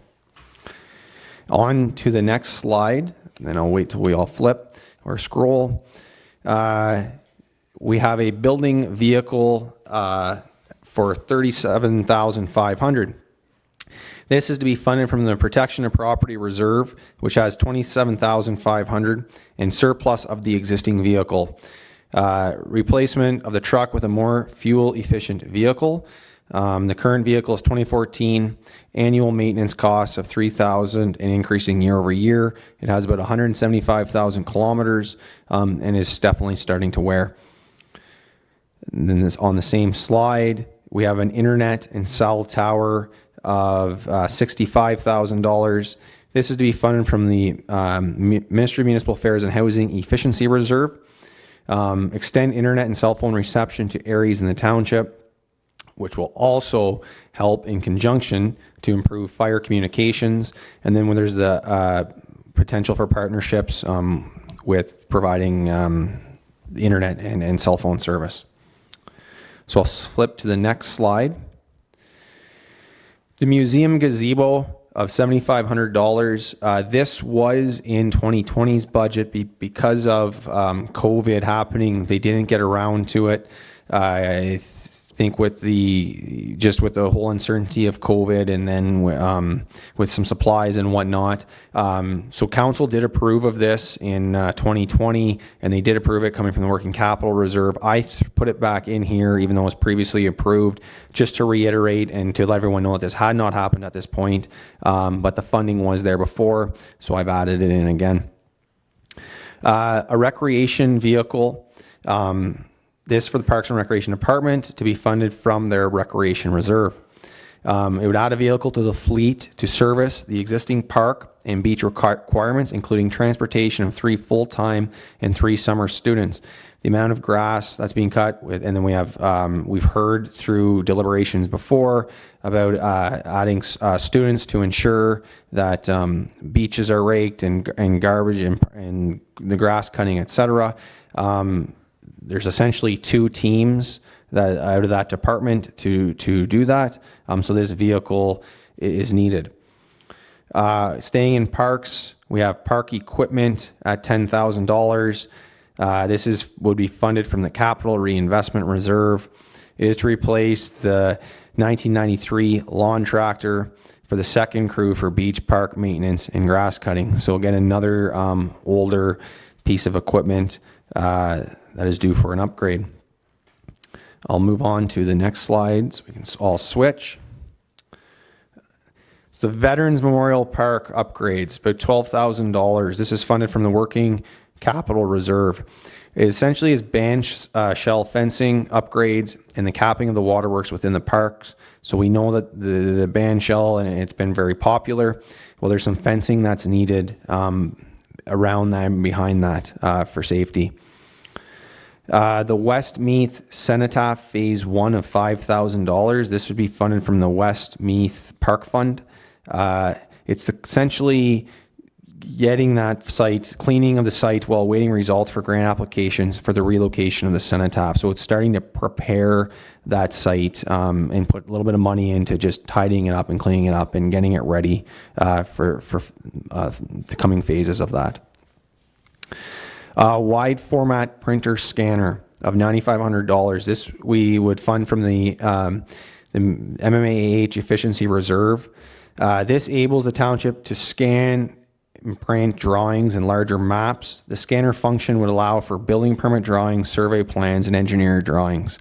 So the purpose of the MMH Efficiency Reserve was to find and to get money to use to find efficiencies in the office and in the municipality that we probably wouldn't fund if we didn't have that money. And so we feel that staff feels this is something that would meet those goals. Mobile column lifts. This is funded from the Capital Reinvestment Reserve. Portable hoists would allow to lift fleet and equipment. So easier access for mechanic repairs while improving health and safety. So with the amount of fleet and equipment that we have, these are something that would allow for the fleet to be lifted and easier access for our mechanics. So he essentially isn't on his back, and I think it's a health and safety piece of equipment for his day to day and for the municipality. The asphalt hot box trailer, we did discuss this operating part of it earlier in the operating deliberations. But the hot box trailer would be funded from the Capital Reinvestment Reserve. Dedicated piece of equipment to transport the hot mix. Repairs to roads using hot mix provides for a more effective solution. So starting to use hot mix as a more effective solution, and then the trailer, hot box trailer would obviously make this doable and make it so we would have the capabilities.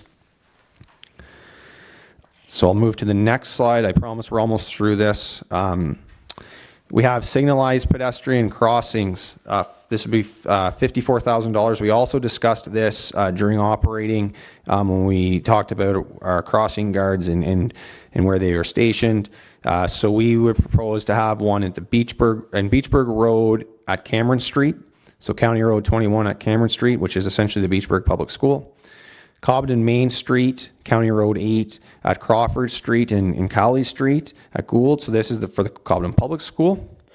So I'll just reiterate that as Cobden Main Street at Crawford and Cowley at Gould. And then Westmeath Road at Grace Street, and that's for the Our Lady of Grace Catholic School. So 3 or 4 crossings, which I don't know if anyone's been around Fellows in Pembroke, but there's one right outside of Fellows. And I think there's a few in Renfrew as well. So, and we're proposing to do those around our schools. Then we have Colesmith Road of $100,000 funded from the Capital Reinvestment Reserve. And I'll show a map here in a second. This is Marjorie Road to Mindview Road. It's about 1.4 kilometers by 7 meters. And that would be double surface treatment. So again, a quick map. I'll zoom in here. So there's Marjorie, and it's the yellow outline over to Colesmith.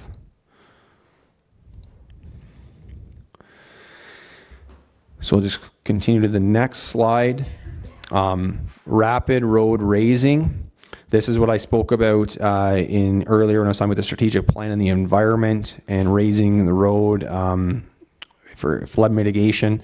Funded from the Capital Reinvestment Reserve. Intersection of Rapid Road and Vizina Trail was flooded in 2019, and there are about 105 properties in there. It'd be 200 meters, 8 meters wide. Raising it 1 meter would help eliminate flooding of that road in the event of a flood. Then we have West Ross Road of $45,000. Again, funded from the Capital Reinvestment Reserve. Cedar Haven Road to Zion Line. So it's about 3.1 kilometers by 7 meters. The idea would be, much like we've done in the past, is prepare that in 2021 for double surface treatment in 2022. I'll show a map here first of the Rapid Road. So this is the area here.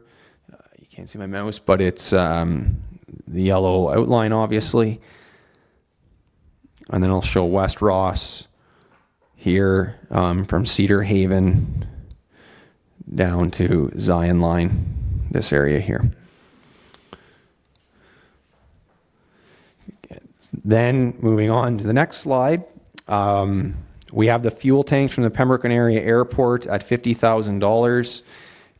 To be honest with you, not really sure what it's going to cost there. I have contacted them to see, they should know coming up at some point. I know that their staff are looking into it, and then see if they're going to pay outright or debenture. We're still uncertain at this time, but I think it's important, and thanks to Councillor McLaughlin for bringing it to my attention, that they are planning to go ahead with the fuel tank replacement. So it's important that we have something in our budget in the event that we get that call for our portion of that project. We have a storm outlet, which is funded from the Working Capital Reserve. This is repair drainage ditch located north of Harmony Bay, which is Rafting Road to the Ottawa River. And then, like I spoke about a little bit earlier, it's part of the operating, but it's for further decommissioning of the industrial park of $23,000, and that would be funded from the Industrial Park Reserve, and that is just to finish the project, which was started in 2021. Okay, and on to the next page. The Beachburg Arena Chiller. This would be funded from the Investing in Canada Infrastructure Program. So we spoke about that earlier as Councillor Jackson of one project. Our intent would be to put this project in with the septic as one major project for the Beachburg Arena. We'd also likely have to fund a small portion of that from our own capital reinvestment reserve. It was replacement of seals for the health and safety of employees, public, and operations of the plant room. Again, it'd be from the COVID-19 resilience infrastructure stream, and the intent would be that the arena would have it'd be ready to rock and roll for the restart. God willing that everything clears up. The Westmeath boat launch repairs. So this is a total of $80,000, but it's to be funded from a grant from Fisheries and Oceans, and our portion of the half of that from the Capital Reinvestment Reserve. Replace the old launch, which will be used as an access point on the Ottawa River. So similar type of work to what we did in at the Cobden boat launch. And this supports a strategic plan and strategy to provide safe access to water for recreation purposes. So again, we're using our strategic plan as a guiding document. The front counter. So this is a combination of reserves and grants. A small portion of reserves is to be funded from the Enabling Accessibility Fund of $12,500 and the Capital Reinvestment Reserve of $2,500. We want to make the front counter accessible in conjunction with ensuring COVID-19 resiliency. So I think I have one more, I hope. Yeah, one more here. It's kind of following up on accessibility is the Beachburg Arena accessibility. This is to be funded very small portion from a reserve, and then again about $10,000 from tax. And we had an accessibility audit from the space needs study, and it identified some deficiencies, essentially doors and frames and canteen counter, some slip resistance, stairs, noisings, and some stuff in the change room to make it accessible. So we had that study done, and we've identified projects to complete. So at that point, I know there's a lot there, and we can rewind the tape here and start again, but I just wanted to get out, so because I think it's important that we see the big picture, and then we can work our way through, but just so we understand the scope of the projects that we've identified. I'll turn that back to the chair. Thanks, Sean. Just a couple of questions. One for you. What is the balance right now of the Capital Reinvestment Reserve? Because it looks like we're funding over $500,000? Well, there's a significant portion that is going in there this year based on our policy. 200 and some. I just got to find it on my handy sheet here.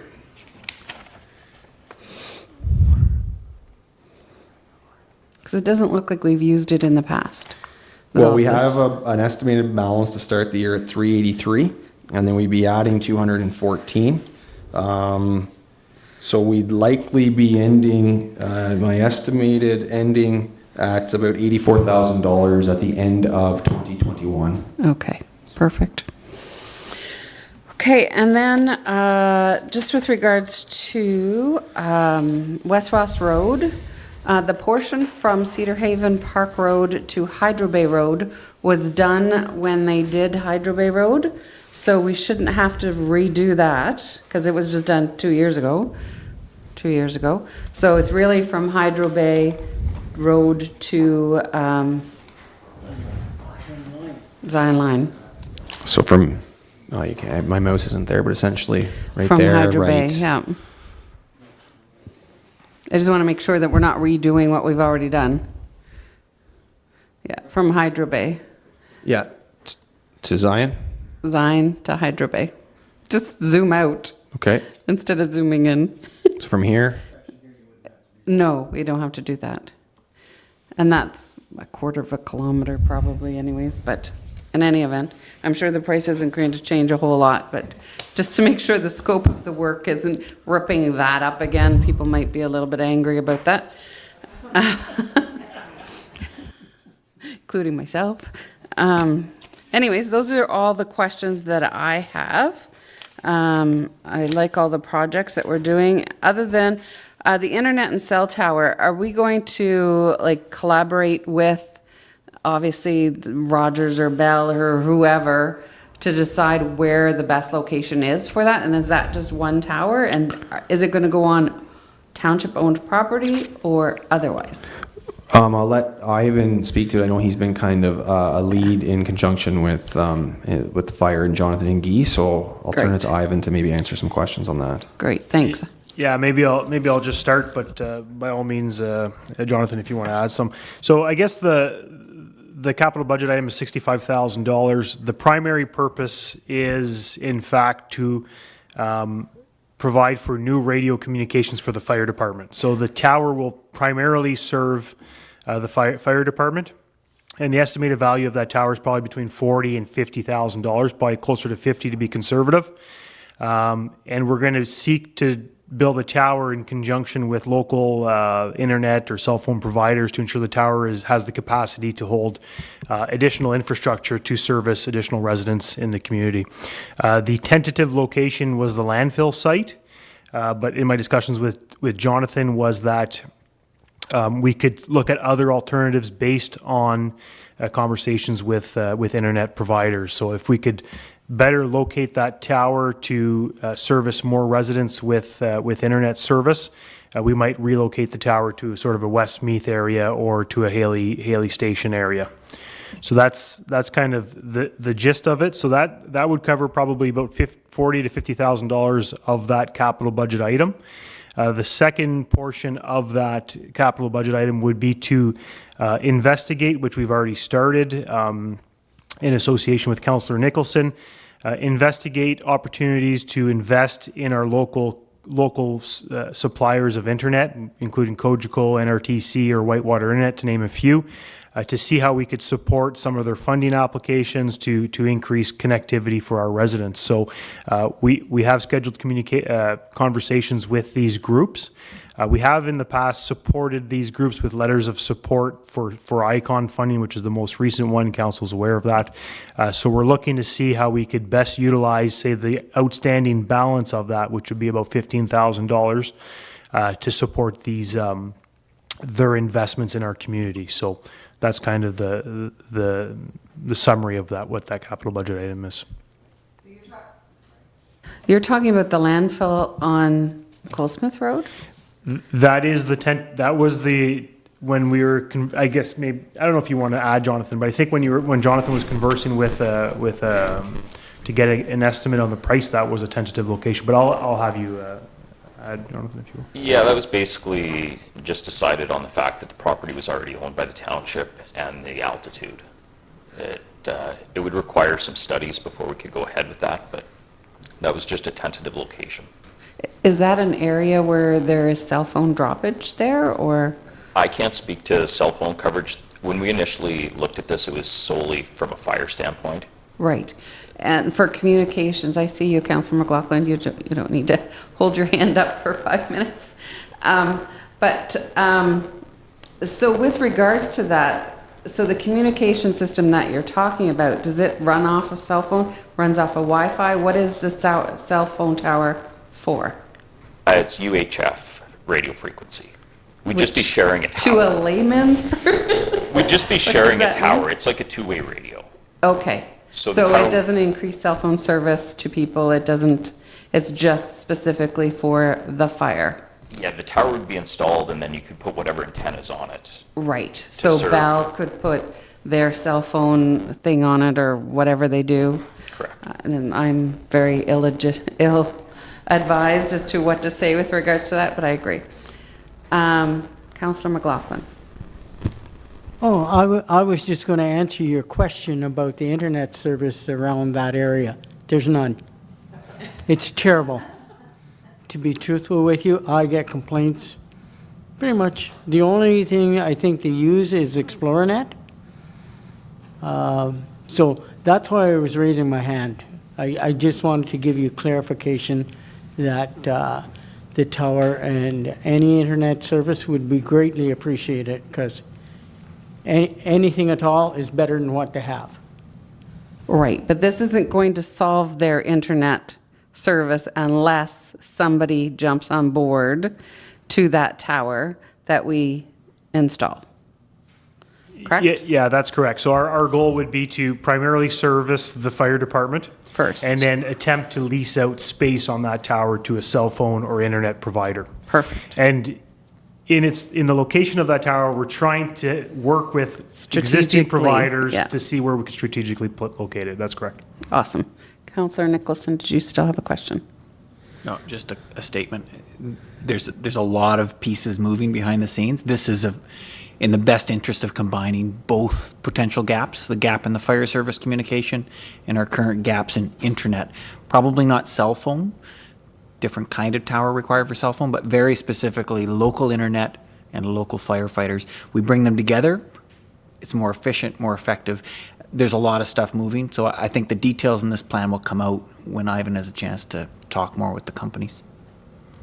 I guess just because it says internet and cell tower is, because it's been such an issue throughout our township, including those areas that are close to the Quebec area, with regards to cell phone service and internet service, people may get very excited, like I somewhat did, but I knew there was more behind the scenes.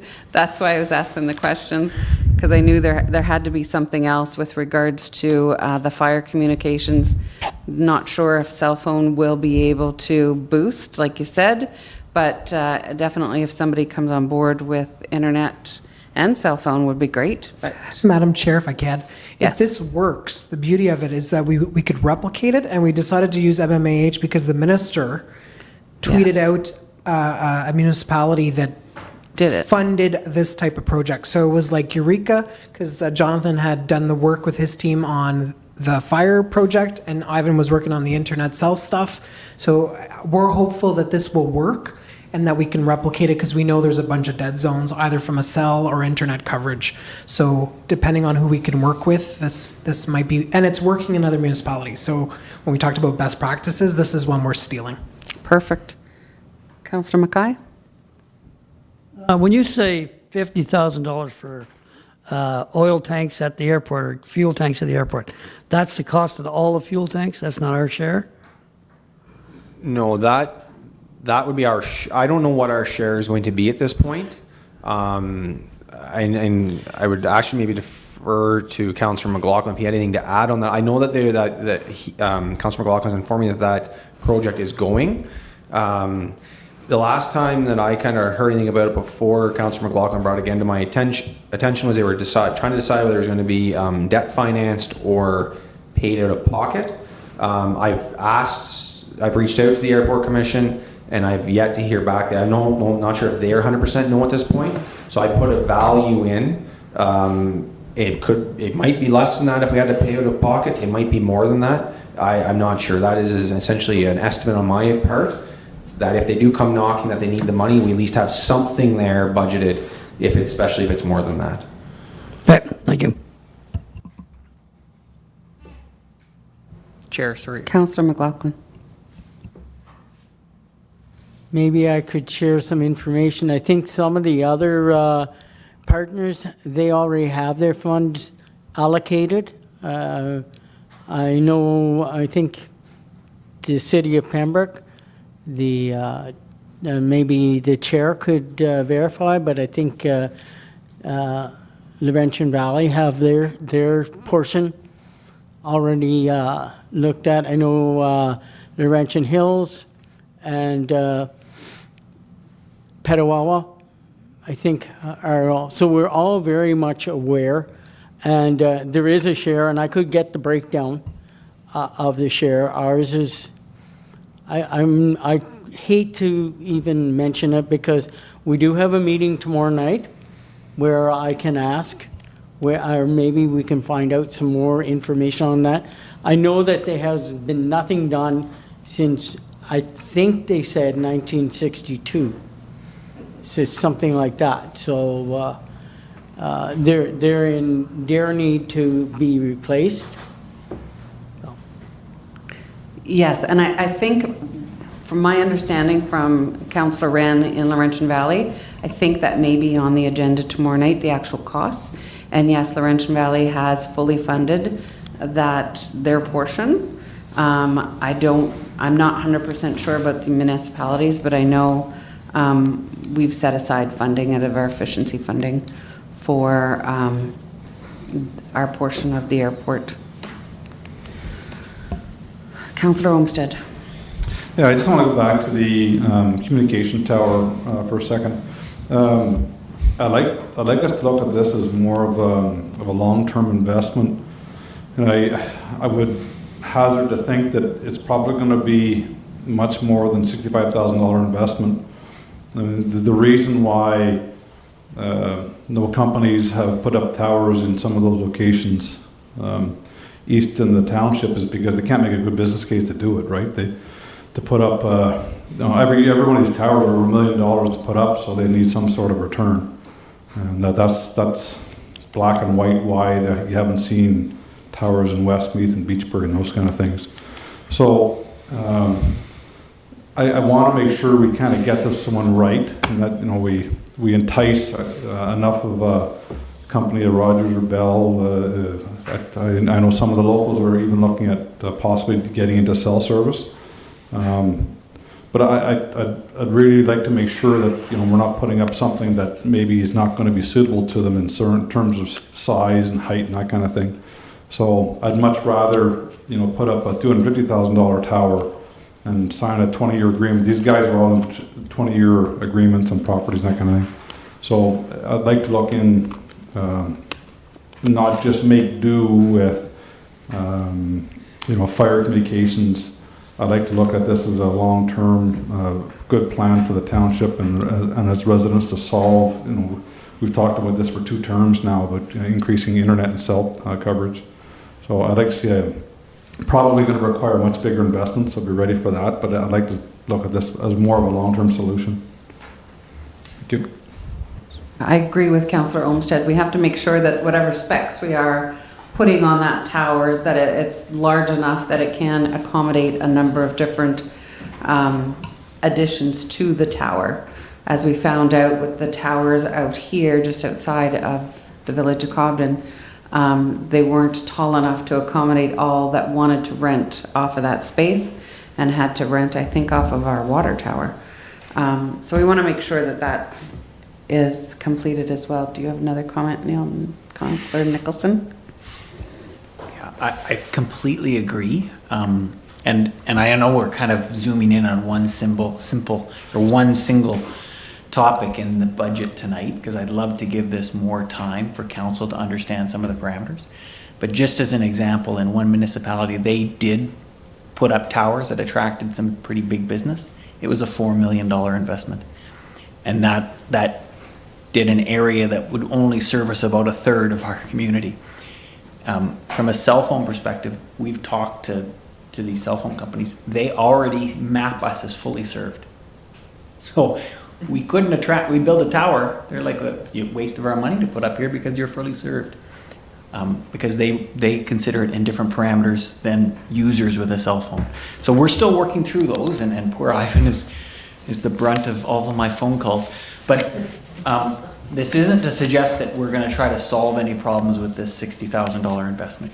This is simply us moving the yardsticks on something in conjunction with a lot of federal and provincial plans to invest in this over the next 8 years. This would only solve an immediate short-term problem.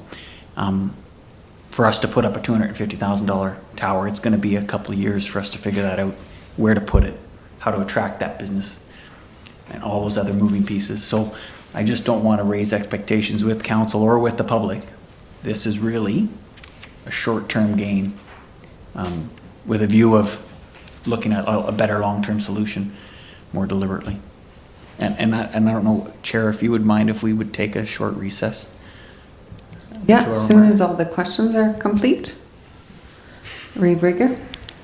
Thank you. Just one question regarding the asphalt hot box trailer. Does this replace cold patching completely, and what is the benefit of that? Does it lengthen the time of the repair, or?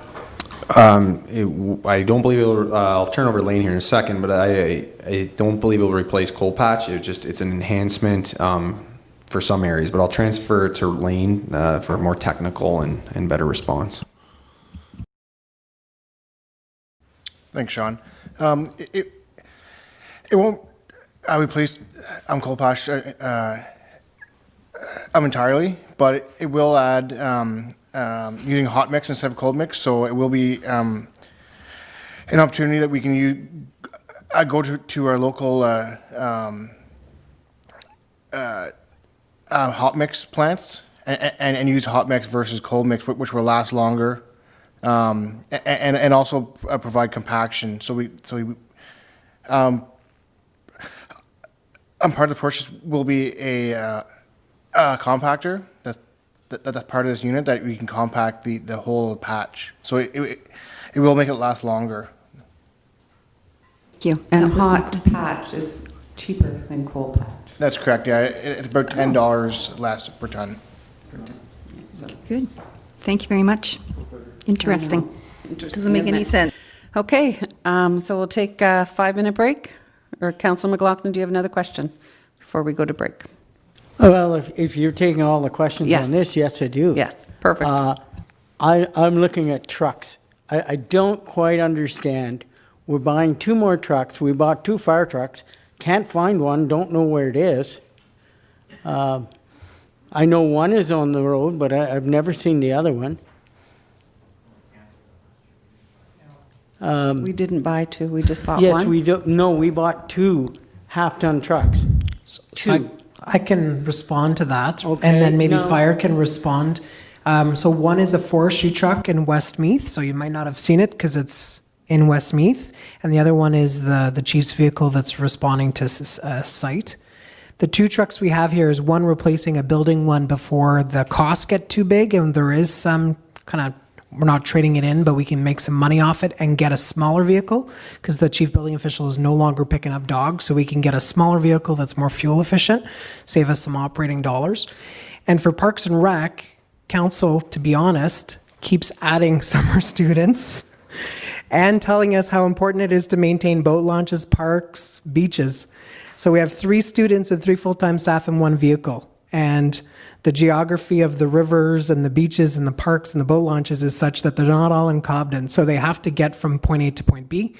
There are some trucks in Public Works and Roads. However, they utilize those in the summer for summer operations. So we can't, because Lane, I think, is getting tired of me, and so is Randy, because I was saying, well, why can't roads lend those half tons? It's actually, they use them a lot more for summer maintenance activities and traffic control. So that is why the trucks. So the 2 fire trucks are being utilized for command and for forestry. And these 2 vehicles are, 1 to replace one with a more fuel efficient one, and 2 to support your level of service. So you want us to maintain those parks and boat launches and beaches. People have to get from point A to point B, or we're going to be paying mileage to get them from point A to point B. Mr. McLaughlin, are Thank you you. finished? Thank you. I just don't understand. I understand they need 2 trucks, but why could they not use the hand-me-down? But does everybody have to have brand-new trucks? Like, this is a brand-new truck that's in forestry. I don't understand that. Could a used truck not be, could one of those trucks not be, and we could utilize that? But we're talking $40,000 for these trucks. I would say that the fire truck that's being utilized for the forestry end of things is specific to that. The equipment that is located on it, and it has to be available when required. I don't think you want to mix fire with other areas of the municipality. I agree, I like your statement. And then to utilize the old CBO vehicle, well, it's starting to cost us money. And it's 2014, 6 years old. It's costing us money, $3,000 at least a year. It's not going to get any cheaper to maintain. We'll be lucky to get $10,000 from it when we sell it, especially when you sell it on gov deals, people pick up things, it's crazy. But we should be able to get the 10 grand out of it through gov deals. And we need the trucks, we need the availability. We have added a number of service requirements to our staff, and they have to be able to service them and that does come with a cost, or with the cost of providing mileage to somebody that uses their own truck with the equipment. Then we have to worry about insurance and then the proper lights if they pull over to the side of the road and all of that. So there's safety requirements as well when you're purchasing a truck to be utilized for municipal purposes. And if I can add, we did look at swapping the old blue truck and giving it to Parks, which has happened before.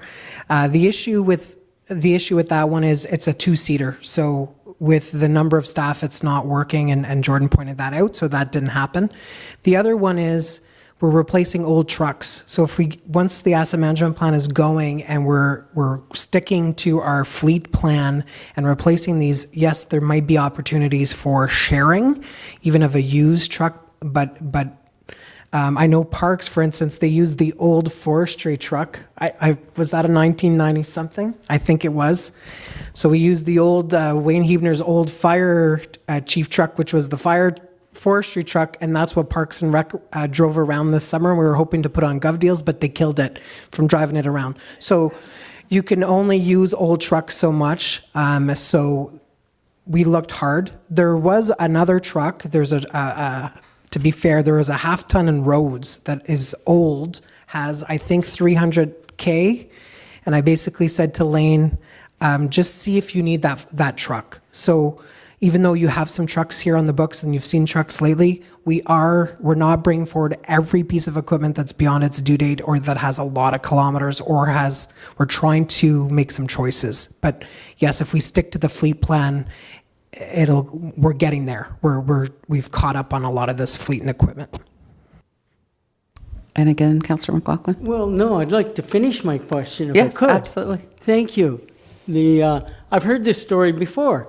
I know when we replaced those 2 fire trucks, well, those other vehicles, they're still on the road. We're still using those 2 vehicles. One anyway, I know for sure. And I'm not sure about the other one. So I've heard all these stories before. I just feel that everybody seems to want new trucks. And you're right, new trucks come with less cost. But there's a big cost at the start. I feel that there must be some place that we could find something that could be swapped from one department to a different department and utilized rather than just keep buying new and new and new. But that's my comment. I'm one vote. I agree with Councillor McLaughlin. When we bought those trucks for the fire department, they were to be replaced. So why are they still on the books? Why are we still paying for maintenance for them? Why are we still utilizing them? Why aren't they being sold? So they will be surplused. We had a modified work due to health and safety in WSIB that required that a person needed another vehicle to do those other duties. So one of the trucks was being used for that purpose, but the intent on those replacement vehicles is to have them on gov deals. The issue with those two vehicles, and I kudos to the previous fire leadership for getting to be used trucks, but we bought a 2003 and a 2005. So we were buying 4 and 5-year-old vehicles, thinking that it was a sweet deal, and those two vehicles that we replaced are just old. I mean, Guy drove one, and last time he was acting and said, oh no, you need to replace this. So they will be surplused. So we just like the forestry vehicle that Parks drove around and drove into the ground that was from the 90s, we used it just to get us through the summer, but they will go on gov deals and be surplused. Okay, and I guess similar to Councillor McLaughlin's comments, I would also like council to be made aware of when we are keeping vehicles that we thought were going to be surplused and sold. Just because Councillor McLaughlin has the opportunity coming from his end of the municipality, going through a number of areas, and I don't know if he still drives a bus or not, but he gets to see a lot more than I do when I'm working away during the day. I don't see any fire trucks at all or any trucks during the day while that is being utilized. So I would say if we are going to be keeping them, please let council know, because otherwise we think they're gone, they're sold. This is the first time I was made aware that we were actually utilizing them still. Yeah, and then just to say it's temporary, and you have a fleet policy that Janet worked on that has a fleet list, and just like the asset management plan on an annual basis, you'll see the stuff that was due for replacement that we didn't get to, and those dates will shift, and the stuff that'll come off and the stuff that'll come on. You'll see that on an annual basis. Right, but like this one that we're replacing, if we're replacing one of them, I don't know which one it is, but that it does get, the CBO one, that it does get surplus? We need it to fund it. Yes. Yeah. Councillor Mackay. Darrell's right, because we ordered 2 half-tons for the fire department. One was coming 1 year, and then there was another one coming. Did we cancel the second one? No, we bought one in No, he's end of clarified 2019, and one came in 2020. They're Okay. funded out of 2 different budgets, and they both came.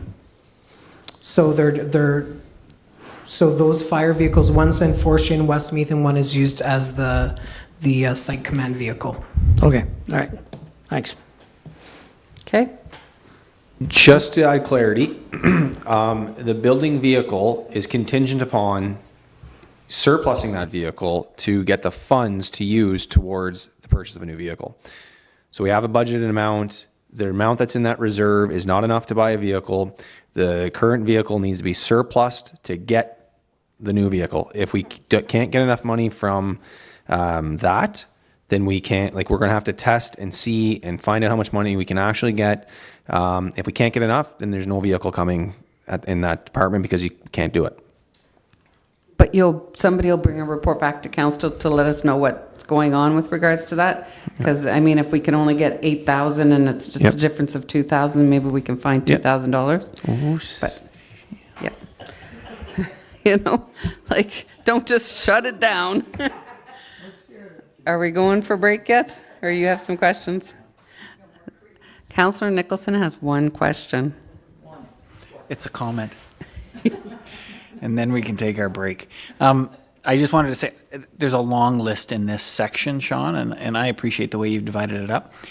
I'm glad to see, although not every point got table time tonight with the councillors, I'm glad to see that I can go through the strategic priorities that we set out, and I can tick off boxes and align activities to what we deemed as priorities. So I'm glad to see that that was used as a reference point, and it reflects in the good discussion we're having tonight. So thank you, Sean. I thought it was well done. I agree. Okay, we'll take a 5-minute break.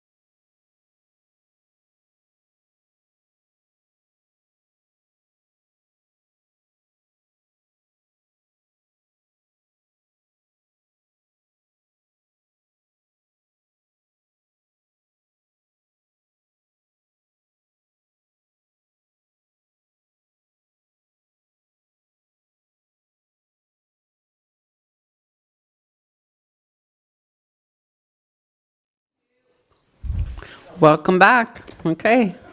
We will continue on. Sean, continue on. Thank you. All right, thank you. I just want to get my spot in there, make sure I'm in the right spot here. There we go. Okay, so we're moving on to projects that we've identified into debt finance or use a debenture from Infrastructure Ontario. The first one speak to is Olmsted Jeffrey Lake Road, and it's anticipated to be about a $2.7 million project. It's from Highway 17 to Magnesium Road, which is about 7.2 kilometers. The engineering is ongoing, which we would expect to have a construction tender to go out around March of 2021. It would be double surface treatment, some road realignment, and some safety improvements. I will note here that it's probably likely to be a 2-year project with the scope of it. And we would come back to council with the full scope when we get the engineering and design completed for direction on what we want the scope of that project to be and the phasing of doing that project. I will also note, regardless of what comes out of that, it will likely be like 99.99% be a debt finance project regardless. We understand there is the erosion and safety issues that need to be addressed. And this is essentially confirming, having it here is confirming that it remains a council priority. We applied for this road under for a grant before, I believe under the ISIP rural roads, so we did not get it. So I want to reiterate that, you know, we would come back with kind of the phasing in, what we would do and how we would do it, and then the full scope of the project. But it will be a debt finance project, or I believe that's what it'll have to be. I'll just speak quickly before I get into the maps. Here we have Grace Street at about $230,000. That's at Westmeath Road and to Gore Line is about 300 meters by 8.5 meters. There'd be a church from, sidewalk from the church to the school. And this would be a project in conjunction with the crosswalk that we talked about, the signalized crossing.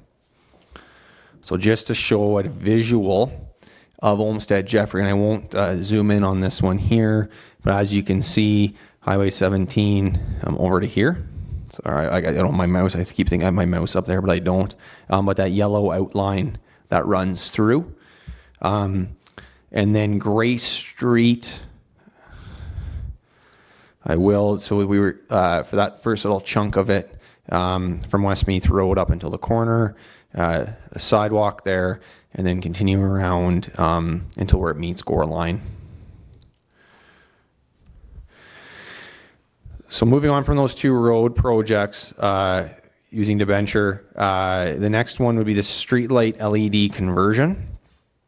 Convert the remaining township streetlights to LED. So it'd be Forsters Falls, Haley Town Site, Haley Station, Westmeath, Springfield Drive, Cobden, and then the industrial park. The conversion of Halogen Park lights to LED and replace the poles. This was one of the projects I was speaking about earlier that has a payback period. By doing this, we would save on hydro. So the intent is on this debenture would be to debenture it. The payback period is somewhere between 5 and 10 years. My recommendation would be debenture it over 10 to ensure that we are decreasing our operating levy. It's realistic to decrease our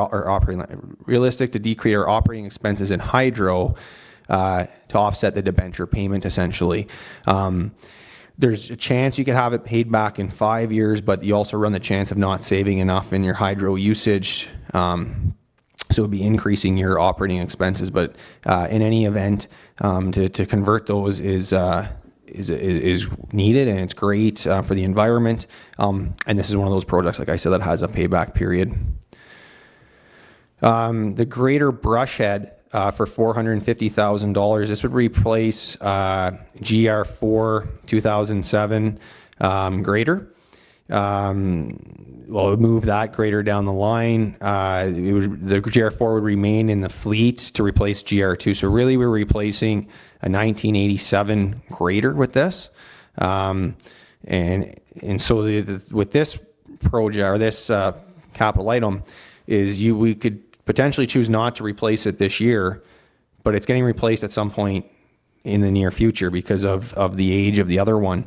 And so right now with the cost of borrowing, I mean, in a year from now or 2 years from now, when we go to replace this piece of equipment, the cost of borrowing could be bigger than it is now or larger than it is now.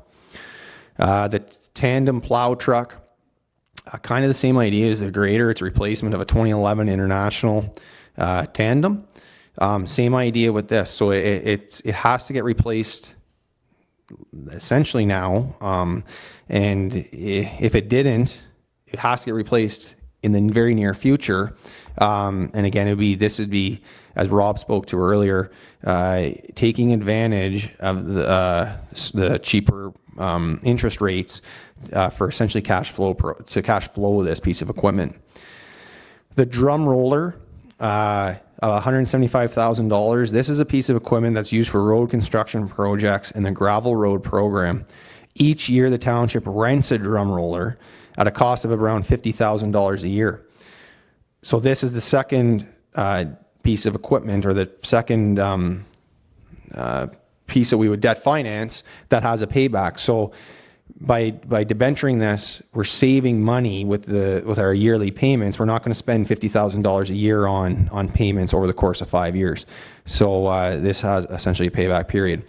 Now, I will note, before we get to the questions and directions, that at some points in the past, we have self-financed some of these types of things, which essentially means we've paid for them without having the funding source.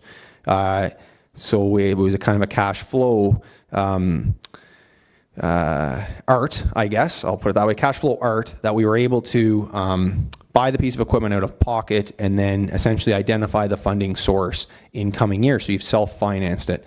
That is obviously an option. However, I feel that with the cheap rates of interest, for some of these that would be debentured over 5 years, that it'd be much better and much more efficient and much more prudent on us to finance that through a debenture.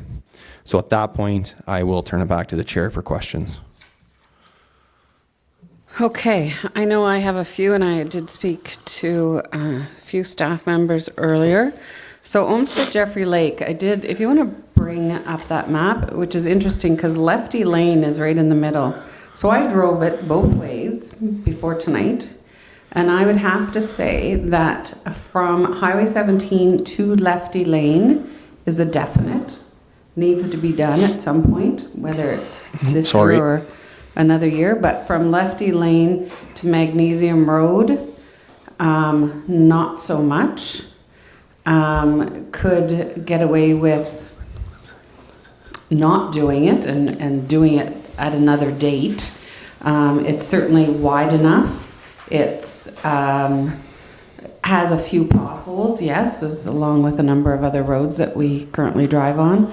But from Lefty Lane to Highway 17 and back and forth, the width, the potholes, the patches, it's designated as a 60 kilometer and you're lucky to do 40.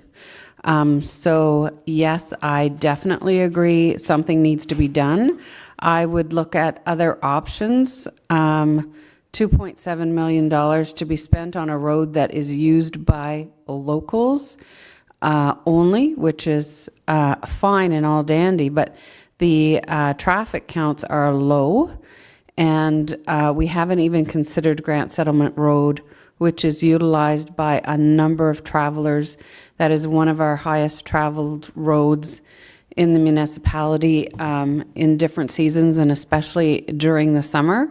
It leaves a huge impression on our municipality for people that are coming up to utilize the tourist businesses in the area. So I struggle with this one, even though I know it needs to be done, but I also know Grant Settlement Road needs to be done as well. So I would ask that on that one, that staff look at other options for this road, what the actual cost will be.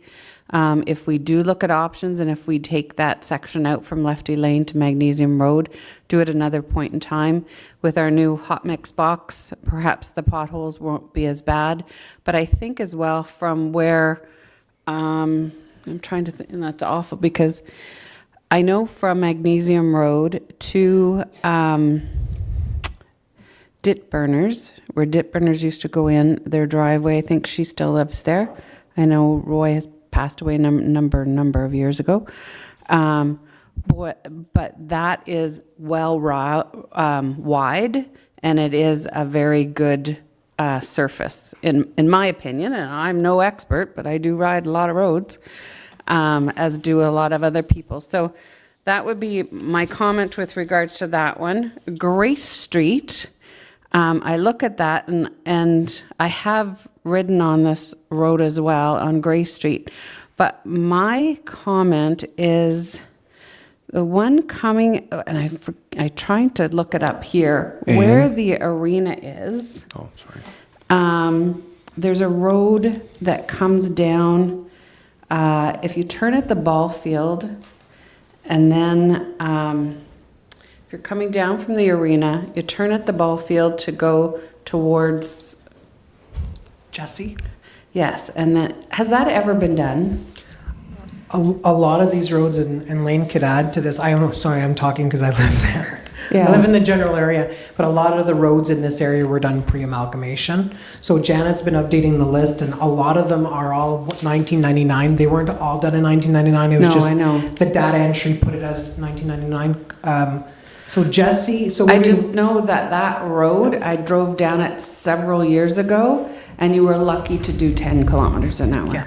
And there's Gervais Garage where there's cars parked on the ball diamond. There's also, we're looking at relocating the cenotaph. So there's some stuff in that area that might be worth waiting on, but the roads that I would say are really bad, there's Creek that's also not very good. The other part of Grace that Jesse crosses.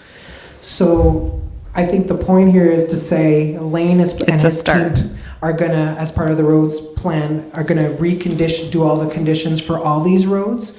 We're recommending this one now because of the crosswalk and the kids and the school and the church. But yes, there are a bunch of roads that will need to be done in the next 5 years. No, it would. The sidewalk is actually on the Kenny store side of the road, so the kids have to cross. So I think the sidewalk would be next to the church to the school, on Grace itself. The crosswalk, you mean? The crosswalk will be there, which will get the kids from the sidewalk on the other side of the street across the road. Across the road. So we're tying the two projects together. We did seriously look. Randy and Lane bring me out for my annual driving Miss Daisy tour, and there's a number of roads we thought we were going to recommend, but this one, when the county counts came back on the crosswalks and that they meet all the requirements. Yes. That's why we shifted to Grace Street. It's not as bad as some of the other ones, but we need to deal with the crosswalk. Okay. And then with regards to the grader, Brusherhead, it says 3 graders would be available for, so you talk about a new one. You talk about moving the 2007, and basically you're replacing the 1987 one. Are you selling that one? Are you getting rid of it? Or is that going to still remain on board as the third one? So we would surplus the 87 model. Okay. That does not grade currently. It's just for brushing. Okay. But we would keep the 07 as a grader, and then also do brushing also. So we have 2 graders then? So Because in the comments here, it says 3 graders would be available for gravel road grading during spring and fall. So we have 3 currently right now. Okay. One's just for brushing, and there's 2 that grades, but one of them is the 07 that will become the 3rd grader. Okay. And then we'll have 2 newer ones. If that What are answers the your other, question. like, what's the year of the other one? Or about? Yeah, Like, it's it's newer than 2007? Yes, it is. Okay. Yes, yeah. Yeah, because I think the ones in the 80s, you can't get parts for them anymore anyways, so. Yes, and it doesn't It grade. might be Yeah. an issue in a few years, or if not, an issue now. And then, how long do you, the lifespan of a tandem plow truck? Because I see this is a 2011, which will only be 10 years old. How long do you recommend plow trucks to be I believe in our fleet policy, it was recommended at 7. At I 7? believe, yeah. A 7 for a plow truck? Let me see. I think I it's, think we need to revisit that. so the draft fleet policy came, and so it's going to be updated once the fleet decisions are made. The issue in the leg one was interesting. Greater Madawaska, Calabogie is huge.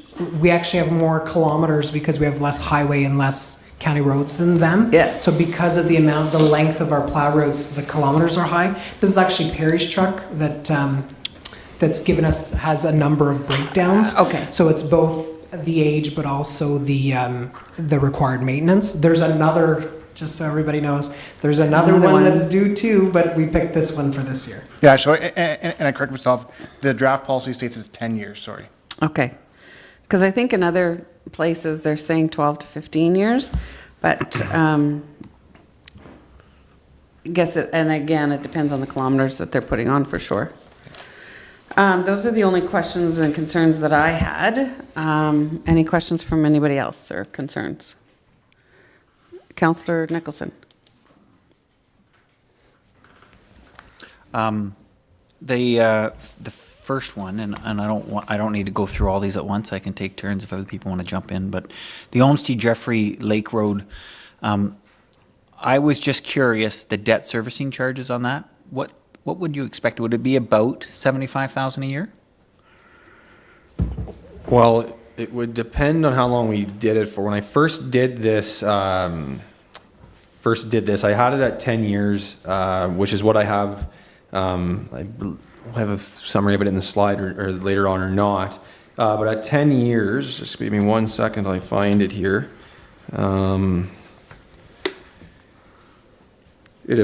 It'd be a $291,000 would be your total payments. Your debt, your servicing, which I think we're speaking the same thing, would be your interest on that. That would be about $38,000 A year, Yeah. 10 years.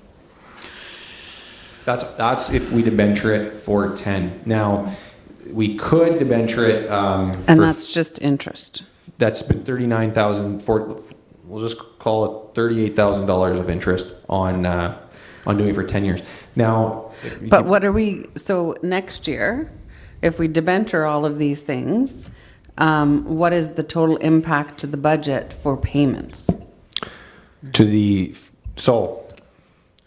We would have, and I wouldn't say next year. I'll clarify and say that I think the better way, at least I would look at. 2022. Yeah. So whenever and if the Olmsted Jeffrey takes 2 years to do, then it would be 2023. So looking at it from when traditionally we have paid our debentures twice a year, or had two semi-annual payments. When all of that comes, all the things we've asked to debenture here. Come back on when we have the two payments, and that's also including because we have to include the sewer that we have coming as well. We'll talk when we get in the sewer budget about that later on. But we would take out the sewer, take out the street lights, take out the drum roller because they're payback. Okay, it would be about 400 total payment, about 470,000 a year for those. Now.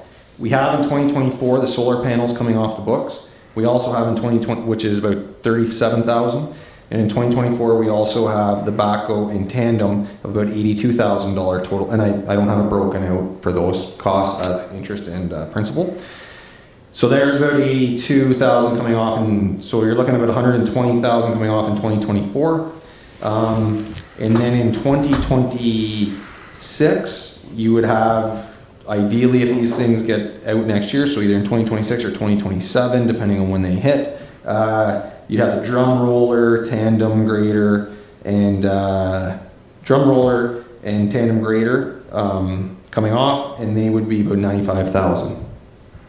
So you've got things coming off by the time you get to about 2026, between 2026 and 2029. And then something else is going to go back on, that's the problem. So you But the impact in 2022, if we debentured Olmsted Jeffrey Lake, Grace Street, what other ones that are not simple payback? So Tandem Truck, Olmsted Jeffrey, Grace Street, and Greater Brushhead. And assuming that you're doing Olmsted Jeffrey over 10 and not 15, those are about 8% on 2020 or 2020's levy for the operating budget on those. So just be aware of that. Making those decisions this year are going to affect automatically the levy increase in minimum 2022. And Olmsted Jeffrey is about 5% of that. Yeah. So the reason I ask this, again, I believe that sometimes we need to borrow money in order to make the right, prudent, long-term decision. But I'm also getting a lot of pressure from constituents asking for areas to be double surface treated that aren't currently double surface treated. And these are areas of high development that we're seeing in the community. We're seeing a lot of building permits go in and stuff. So I just want to be prepared, like from a council perspective, that, you know, if we agree to do this, can we agree to do a similar road next year? Or will it be 3 years from now before we can put another $3 million into a road of this size? I just want to make sure that we're not putting all our eggs in the first basket and then not anticipating requirements in the future. As long as we can carry it all and it makes sense, it meets with our strategic plan, great. I don't know that, so. Just a comment from my perspective, people who are buying on a dirt road, they realize they're buying on a dirt road, it's going to remain a dirt road. We have too many roads to maintain that need to be reconstructed or rehabbed before we ever consider hard surfacing a gravel road. So be aware where you're building, is what I would say. And I know that's very blunt, but it is what it is. Unfortunately, unless they're going to give us a couple $1 million to do their road that they want to have done, the amount of taxes that a $300,000 household is putting on a gravel road, you're probably only looking at $1,000 a year municipal wise. So it just doesn't pay for itself. People have to understand it doesn't pay for itself. No, and I think it's important for us to manage expectations. And I don't want to start making roads better just based on the tax bracket that people are paying in areas. I don't, roads are used by everybody. They should be equally enjoyed and paid for by everybody. But I just want to make sure that we're not limiting ourselves from investing in future roads by doing this one up front. Maybe if we piecemeal it, like Councillor Jackson had suggested, into two parts, maybe we could have another road that needs more investment in 2 years from now be started before we finish paying for this one. Does that make sense? Can you make comment on that, Sean, at all? Yeah, and I think it's also my job and duty to add on to that is, and I think it's important that council's aware as you're making decisions on these, is every year we have a debt repayment limit that is set by the Ministry of Municipal Affairs and Housing. I have done my best to estimate what that's going to be in 2021, and just for clarity purposes, is essentially that gets based off of 2019's financial information return, which is the last submitted one, because obviously we're in 2020, and this financial information return won't be done by the time they come out with this. Our debt repayment limit for 2020 was about 1.7 million. I think it's going to be about 1.5 million, or just over 1.5 million in 2021. When you add these in, like back to your comment about can we do another one in a year from now, it would be getting tight to your debt repayment limit until things come off the books. So when you look at strategically the big picture of everything, I mean, that's what we're doing, is we're presenting this here tonight because we know it's come up and it's been a priority. We deem it been a priority. This is the way we would have to fund it, and it would have an impact on borrowing for a couple, 2 years from now. However, there are some things that come off the books. You have $35,000 of solar panels in 2024. you have 81,000 in 2024. So as I say, you get closer to that debt repayment limit, there are things that are going to drop off. But it's just, there's an art to when you're going to do them and when they're going to hit the books. So. And just on Olmsted Jeffrey Lake Road, we're saying it's a two construction season job regardless. And Lane can work with the engineers to talk about scope.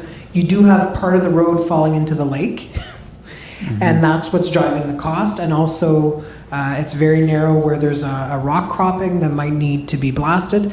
They can look at some engineering and reducing the speed limit or things, but it is it's not going to cost $500,000 to do, I think, is the point. And likely if we do proceed with this and we'd come back to council before we know the full scope with the engineers, it would only hit the books from a debt perspective in 2023 because we can't get it done in 1 year. There's too much work to be done. And I think Elaine took down kind of the scope issues and he got this ugly quote and then tried to whittle it down. And when he whittled it down, it still had a big $2 million in front of it. So presenting you a $2.2 million budget or a 2.7, but right now what we got from JP2G is 2.7. So again, it's a massive project. There are a lot of homes on it. There's a lot of assessed value. There's a fall. There's some safety issues. So I think what we're trying to get from you is this still a priority? It's a debt financed road, so before we would proceed with the final design, you would get to see that, and you would get to approve also the construction. And again, it would be done over 2 seasons and would hit the books in 2023. Yeah. Sorry, and I'll just finish off my comment, and then I'll leave the floor here for this one. I have to iterate from a safety, and we've driven this road and in the big council bus or whatever we did there. To me, there's no doubt in my mind we need to take action on the road, specifically that corner, and blasting and all that kind of stuff. There's no doubt in my mind. I just want to make sure how we do it and how we synchronize it over time doesn't tie our hands in other ways. So it's not to me, it's not a question of whether or not we invest in this road. It's the time frame and the way we stage that. And I'd really like to see how the staff can come up with an option that enables us to also support other projects ongoing over the same period of time while still achieving the end state of repairing this road up to double surface treatment as we had discussed previously. I have other questions, but I'll leave the floor for now. Okay, Councillor McLaughlin. Yeah, you want to try driving it with a 72 passenger. And meet 2 buses, 2 72 passengers meeting on that corner. I still think there's skid marks and not from the bus. Okay, because it happened. No, that corner is terrible. I agree. I agree with what Councillor Jackson's saying, that maybe we could do the portion up to Lefty Lane, but I also think that I wonder if, because the portion from Acres Road to Highway 17 doesn't need a whole lot of engineering or reconstruction, and I wonder if our crew could tackle that end and reduce some of the cost, because I agree with what you're saying, but I know it has to get done. It has to get done, and just like the CAO said, the assessment from that area is huge. It's unbelievable. The road was not built for the type of people or houses, the permanent houses that are there now. So it needs to be redone, and it needs to be done. That portion needs to be done now, in my mind, before there's some more serious action.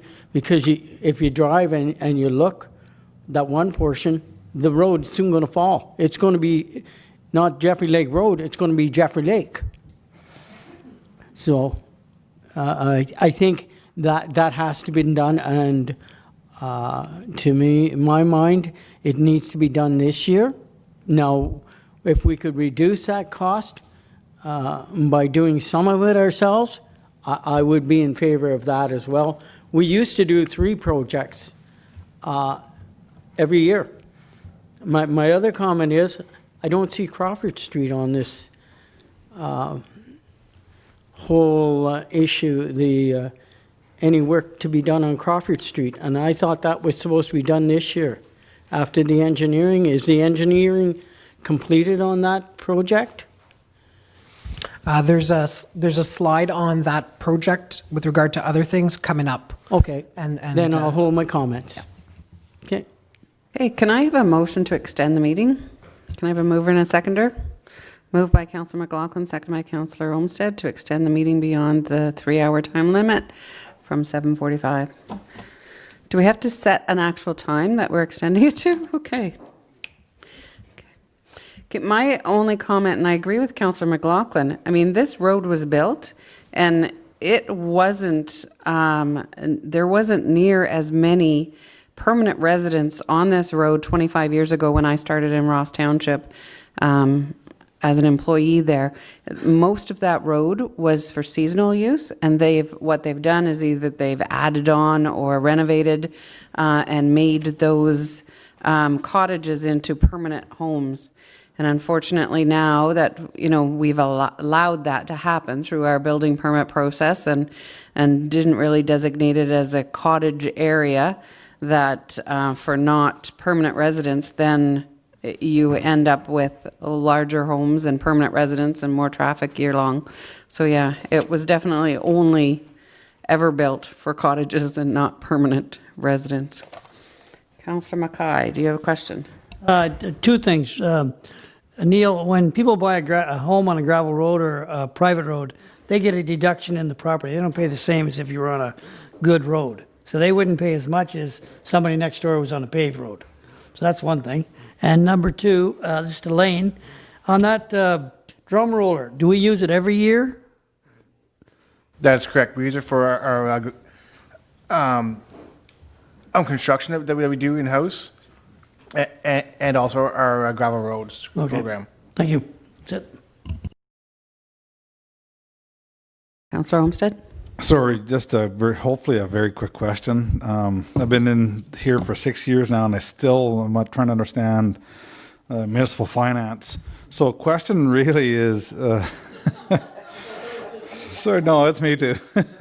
So debentures, I'd like to understand, so are there opportunities to pay some of these off early? So so is that a straight out? So the question is really, so some of these are on here, they get to a point where you're paying more interest than you're off the principal, right? So years ago, you may have, a good interest rate may have been 5%, well now it's 1%. And we're currently in a economic boom in our township. So would there be an opportunity to put some of the taxation aside to pay some of these off already and get the debentures off the books? Today I don't have that answer for you. That's something I can investigate with Infrastructure Ontario if they allow that. All of our debentures are through Infrastructure Ontario. I know there would have been an opportunity. I know some municipalities that had debentures through banks were able to refinance through Infrastructure Ontario. I'm not certain that Infrastructure Ontario would let us do that, but that's something, and maybe Councillor Jackson through experience knows, I'm not sure, but that's something that we can investigate. So are all of these ones on your schedule, are they Infrastructure Ontario? Every one of them, yeah. Okay. Yeah. And so the highest rate that we have on here, and it doesn't pertain to anything from the general, it's water, and it's a 4.94% on the Haley and Cobden water treatment plant project. I think that started in 2010. Right, so, and yet can you pull that slide up? Or is it, you know what, it's too far back, don't worry about it. Okay, well I can if you would like. No, so just some comments. Obviously, we think maybe that was a good interest rate back then, but today we're looking at, 1.04% interest rate. So, we're paying, on the excavator, for example, you're paying, $3,000 in interest, and you're paying $77,000 off the principal.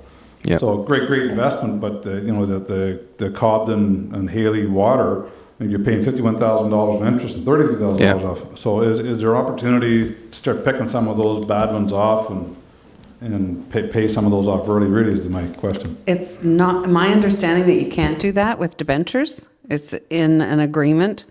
with Infrastructure Ontario. It's different from a mortgage or a loan from a bank where you can refinance. My understanding is that you can't refinance a debenture. I've never heard of it, but if Sean's going to look into it and he finds out otherwise, that'd be awesome. Because I'm sure you would see an influx of every municipality wanting to refinance their Infrastructure Ontario debentures. So Right, I want to be clear, so some of those obviously that are big, and I'm looking at the 2021 ending balances, you know, some of the easy ones to pick it off would be like the $100,000 items. And I'm not talking about refinancing, I'm talking paying them out. So, you know, not going after a new agreement, simply paying it off. I understand refinancing I get that, it's a whole other deal because investors have put money in, I get all that. But I'm just talking about some of the low-hanging fruit. If you can pick them off, get them off the books, move on, I think that would maybe serve us as well. I'll definitely investigate with them some of the options that we have, and then bring that back as information, and we can go from there. Good. So thinking there, we're in a boom. We probably have, I'm guessing, $50 million of new buildings in our region this year. You know, it's some very quick math. You know, probably $200,000 in new taxation we've never had. So, and it's not going to go away. Right? Just very rough math. Very, very rough. Obviously, there's lots of puts and takes, but your taxes are roughly 1% of your value of your house. Just very easy stuff. Thanks. But you know, if we're going to continue with $50 million new construction over the next number of years, and creating, you know, the type of new taxation we're getting, it'd be nice to just start picking up some of that bad stuff. I definitely agree. Just to clarify that as well with the taxation and new taxation, it's not adding. It's splitting the pie up, right? So to add, we have to increase the levy. We have the development. The development takes. So if we have that extra assessment, it takes away from what other people are paying. So it's not like, I understand what you're saying, but just to clarify, it's not adding to the pile, it's redistributing the pie. I'd be more open to, you know, I had a fight with you guys last time about taxation and where to raise taxes. I'd be much more open-minded to you guys if, anyway, I'll leave it at that.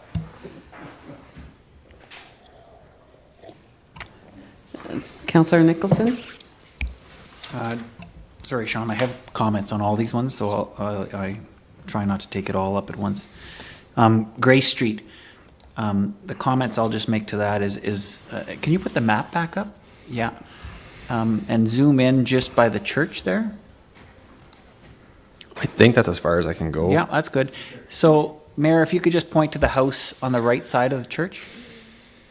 Yeah, that lot, that's a big rectangular, keep going, that's the garage. Yeah, that big lot there was bought by the school division. They have demolished the house and they're expanding the school grounds. These are portables at the school. Yeah. This is the actual school building? That's right. These are the portables at the back of the property. So they are investing in their school in Westmeath, which is an excellent sign because the growth in that since they closed the public school was tremendous. Went from, I'm assuming, 40 students to now it's just under 80. So it's an excellent sign to see that they're putting money into it. So I think the crosswalk and the redoing of that Grace Street from a busing perspective and from a active transportation perspective is the right thing. I just want to confirm that we're not talking about a sidewalk because I see that as a pretty substantial investment. We're talking about a widened roadway that they're going to do the crosswalk across and then be able to safely walk along that widened roadway to the entrance of the school. Lane gets to figure that one out. Okay. It's just getting the students from Westmeath Road to the school. And right now with poles and geometry, and because I started walking with my sister every morning, so I walked down there and was just there today. There's not a lot of room. So I think what we're saying, we think there's a need for a sidewalk from kind of the L, but once they confirm and go out to tender and this comes back to council, it's just to make sure that the kids can safely get from the crosswalk to the school. Because the sidewalk is across the street. That's right. And I would specify, I would emphasize safe ability to access the school. I don't care if it's a sidewalk. as long as there's a safe way for them on all seasons to access the school. I think that's the language. So, and you're right, there's a lot of problems with the roads in Westmeath, and it's kind of pre-amalgamation. You could pick and choose any one to go first, but I think this is good that it goes along with the investment from the Catholic School Board and a school bus route and of course the crosswalk. So I think that's a good investment. I can keep going there, Chair, if you want, but Sure, but if we're just talking about this one, I mean, I see this one, and I kind of think maybe there should be a sidewalk going down Gray Street from Westmeath, because even that picture shows 1, 2, 3 trucks parked on the side of the road.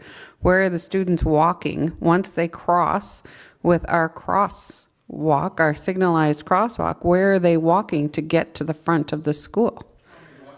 They're walking on the road, and there's cars parked there. So either there has to be no parking, and the road needs to be widened accordingly because there's buses coming around that way, or a sidewalk needs to be installed. So maybe we need to look at that. Just for that section from Westmeath Road to, the front door of the school, basically, or to that corner. Just a thought.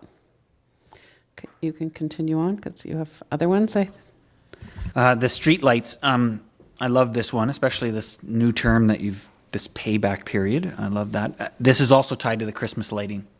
And, right? I've got that right? That's a big thing for some of the smaller communities, especially since they see the Christmas lighting already in Beachburg and Cobden. So I think this is a great way to invest, a great way to do it with payback.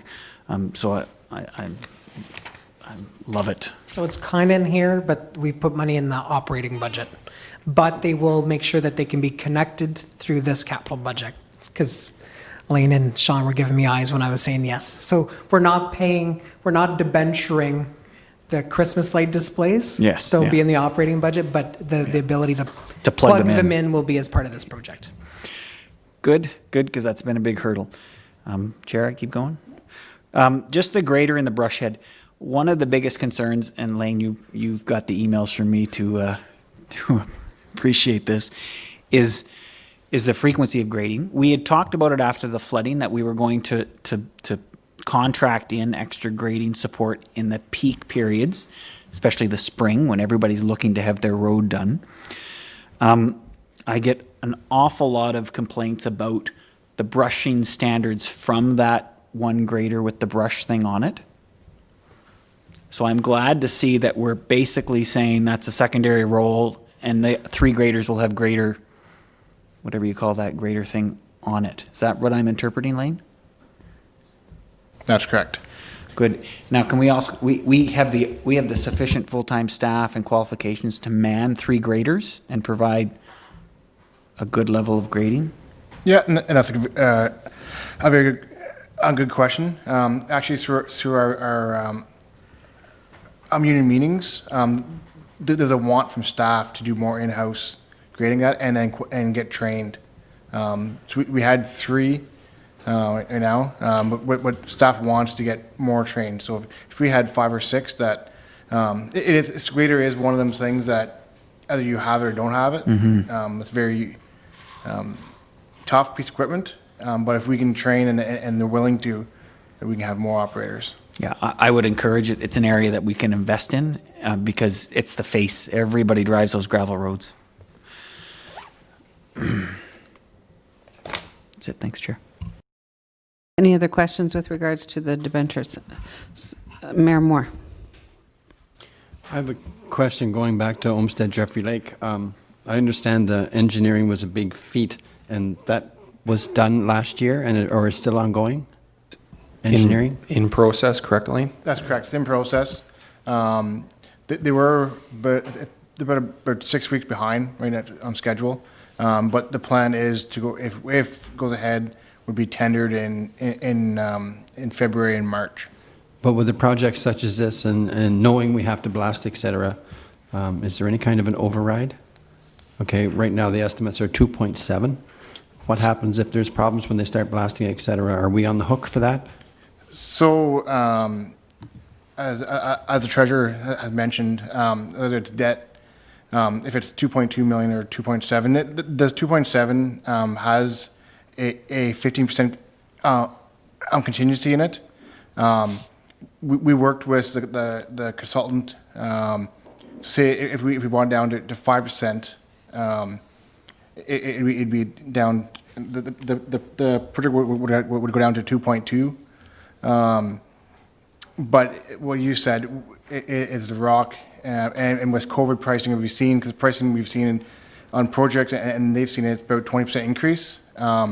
We don't know what next year happens. Hopefully on road projects, they're seeing that it's not a huge increase. They're seeing large increase in water and sewer projects more than the roads. But so if it's 2.7, we could bring it down to 2.2 with less contingency, but there's always that risk. Okay, so in keeping with that then, would we go ahead and do that area of the roads first, so we know for over and up before we start the rest of the road, meaning a 2-year project? Is that safe to say? So the project can be like, so it would be, we could break it up.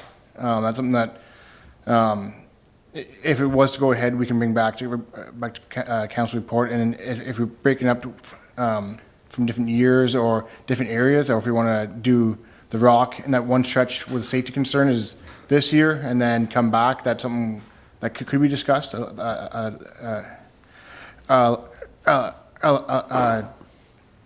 different time, but. Okay, my only concern is cost overrides, that's all. The other point to that, Mr. Mayor, and Lane spoke to this, 2.7 is hard to take. If we went out and tendered and it was more, we'd probably recommend that you don't do the work. And then it's shelf ready and waiting for grant funding. We applied once, didn't get it.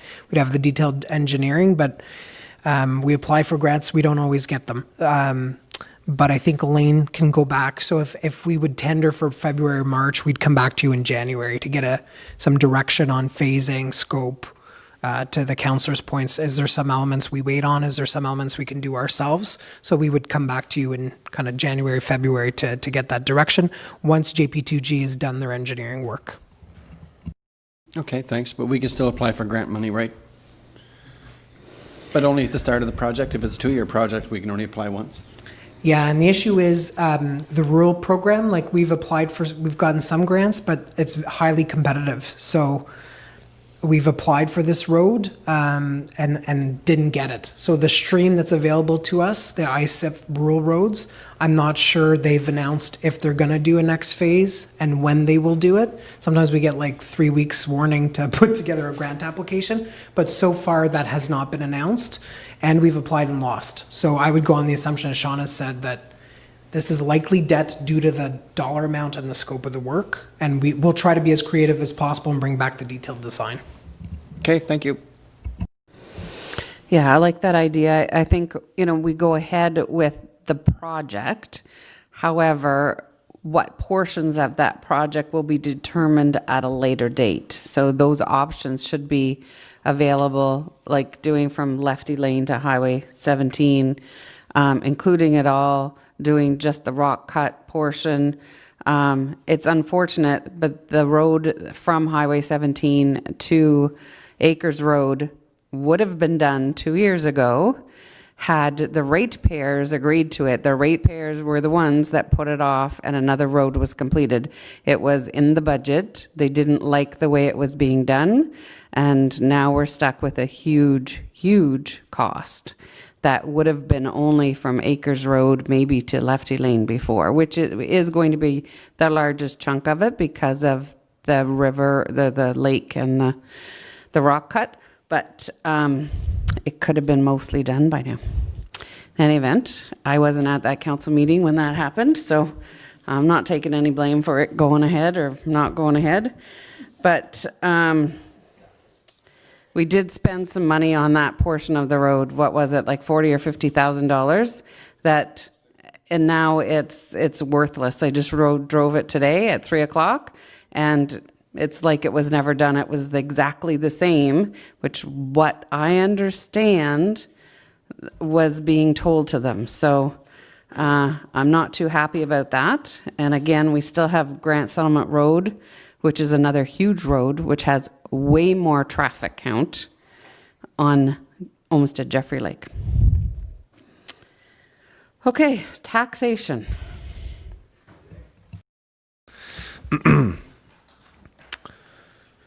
Okay, so move into some projects that we have funded through taxation. So the first one is the landfill John Deere crawler loader overhaul.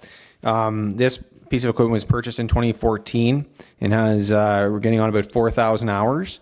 It's showing wear on the undercarriage. What this would do is this is in need of this work to essentially extend its useful life. Ross landfill expansion feasibility study. There's a lot of jargon in here in this part of it. Essentially, we need to look at if we can expand it before we look at buying into the Ottawa Valley Waste Recovery. So that's what this study would essentially be for. So it's prudent, I think, that we do this to see exactly if we can or what that feasibility is of an expansion. Traffic assessment equipment of about $8,000. Purchase an additional radar sign and radar traffic counter. The existing radar sign has been successful in solving speed complaints. A second sign would double the township's ability to monitor traffic complaints. Radar counters are a non-intrusive way to collect vehicle traffic and vehicle classifications. And this is supporting our asset management data collection. And, oh, sorry, I'm all over the map here with the arrows. Flag poles, I think that's the next one. Yep, flag poles. Replacement of some select flag poles, about $8,000. The rapid intervention kit, an SCBA. Currently, we don't have a RIT kit or spare SCBA. So, and on that note, RIT is a mandatory fire ground sector, and without proper RIT kit, firefighters are at some undue risk. And no spare SCBA or cylinders leave station short when one is in need of repair. I think that is a very great explanation on why we need these. Personal protective equipment in fire. This is the bunker gear and helmets are replaced every 10 years. 10 sets essentially need to be replaced each year, and that's what this is. Computers of 10,000, that's our annual computer replacement that we have to, every year as we cycle through. The photocopier is the downstairs photocopier here. This model is 9 years old. It's showing major signs of fatigue, and the parts are discontinued. A new one would help. First of all, ensure that we don't, on tax time, have machines that are failing and we can't get those out, or water bills.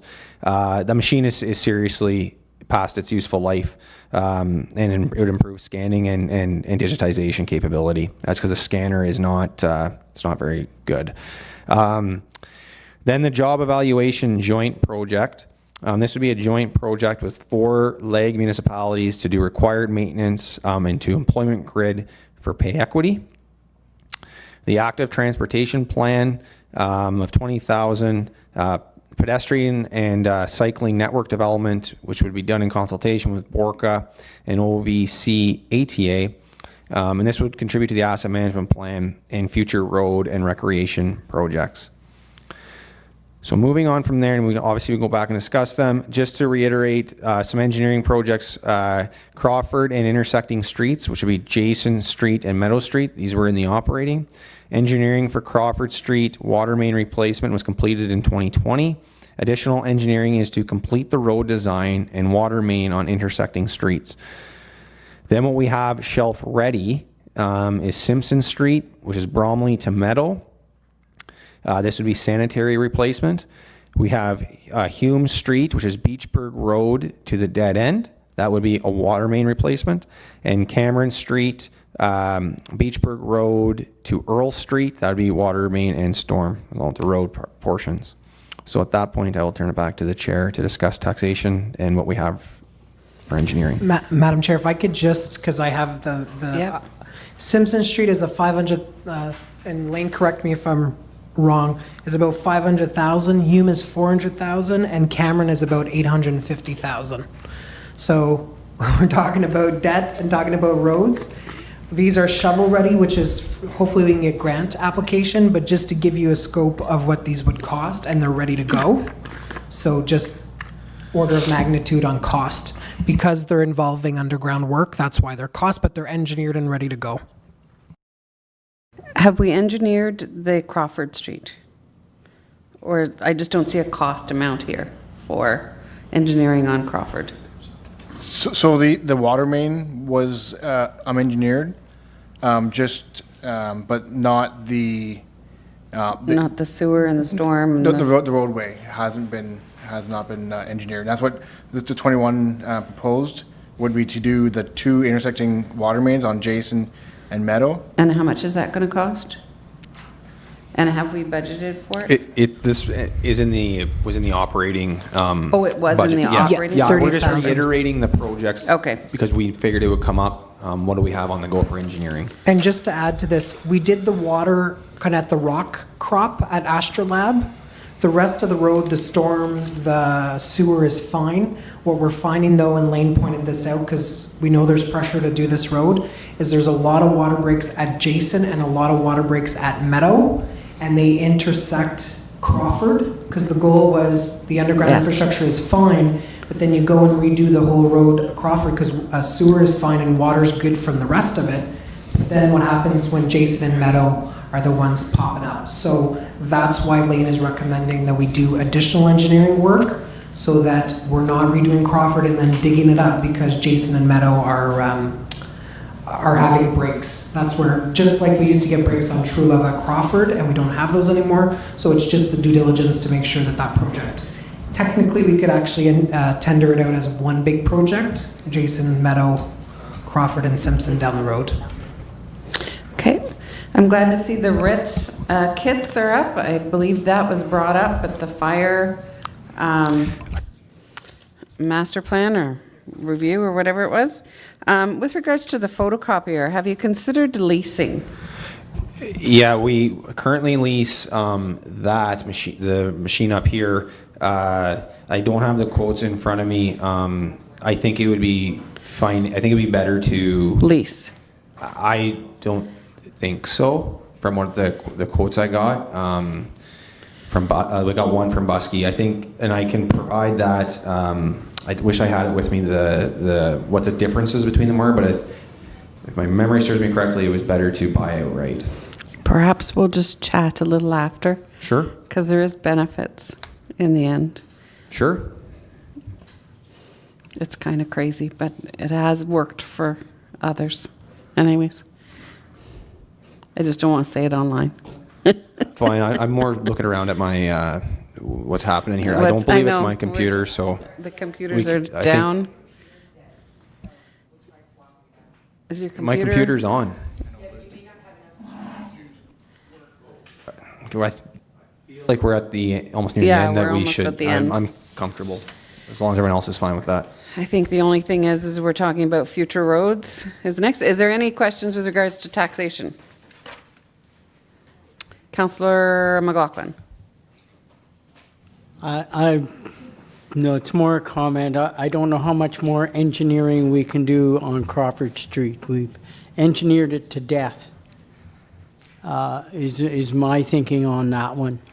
We've engineered it for the last 3 or 4 years, and it was supposed to be, last year we did the engineering down to Astrolab Road, that section, and I thought it was going on the books this year because the road is atrocious. And I understand you got to do the road. There's no use doing a road without doing the underneath infrastructure, and I understand that, but this has just been carried on and on and on. So, just a comment. Yeah, I agree. Councillor Nicholson. It's a question about the Ross landfill expansion feasibility study. I think I can appreciate, wow, that's a lot of stuff on your desktop.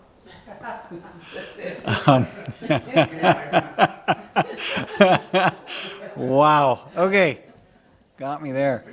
I just don't understand the correlation with the Ottawa Valley recovery analysis. Is this a comparison, a comparison tool? Is that what we're hoping to do?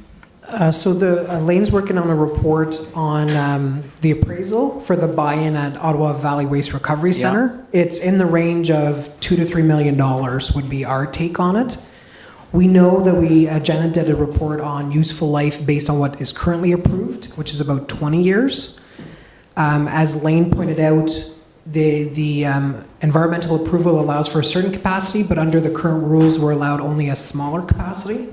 So what this study would help us determine is, can we maximize that landfill for more than 20 years? And is that a more cost-effective approach than joining into Ottawa Valley Waste Recovery? So we think it's really important. And I know that Lane's brought some expertise from Renfrew about operations at the landfill, so there's stuff that we'd like to do there, but doing the study will clarify that. Will clarify how the site should work for 20 to 25 years. Can it be expanded? And is that a more cost-effective, better service for our residents versus joining Ottawa Valley Waste Recovery? And is there any cost incurred other than what you've done already for that Ottawa Valley comparison? There was only the appraisal, and we used municipal modernization funds to explore that option. And once we get the study, it might be both, right? It might be join Ottawa Valley Waste Recovery in the long term. Yeah. And expand your, we don't know, but I think the goal of this, and Lane's done some good work on here. And if the study is successful, then there are a bunch of application fees to the province to do so, which is another cost. So it's just one piece of the puzzle before we make any big moves with Ottawa Valley Waste Recovery. Good, thank you. I appreciate the context. I have more, but I can defer if someone else. How about you continue on? Okay, photocopier. So I don't know anything about leasing them, but earlier you had proposed purchasing a printer or a copier for the wide building. format scanner. It's a different. Can we take the 15 grand and buy one or rent one? I am being led to believe that the capabilities that we're getting from the other one, they don't service to, it's not the So they're same. unique, okay. Yeah. Yeah, no, I just wanted to make sure I asked the question. The active transportation thing, I love that. I think that's a great strategic plan element, and I think we can really make that $20,000 serve the community into the future. These engineering projects, just so I understand, the language caught me. We're going to have 4 on the shelf ready to go, or we already have 3 and we just have to do one? So we'll have a total of 4, 2 in Beachburg and 2 in Westmeath. And engineering is important when you're dealing with water or sewer or both. And those are the projects sometimes with the grant funding, we'll prioritize those, and you can play the environmental card or the health and safety card. The issue is they're big ticket items. So if Cameron's 800,000, Crawford is likely going to be over $1 million. So people got it's great. And the thing is, we're dealing with rock and bedrock for Crawford. So and we get a lot of complaints about traffic. It's cut through. So getting it right makes sense. But we'll technically have, after this year, we'll have 4 shovel ready. Cameron and Hume are kind of parallel to each other. They could technically be done. And then Simpson, Jason, and Meadow cross over to Crawford. So whether you do one big dig in Cobden, but at least we know what the costs are, and we know all the engineering would be ready to go. So I just don't, how much money are you asking go in the budget for engineering projects? There's 30,000 in the operating budget. Yeah, 30,000. So there's no taxation here under capital? It's already in taxation under operating. Under operating. We're So just this is showing just- it here with the rest of the road projects. Okay, you got me there.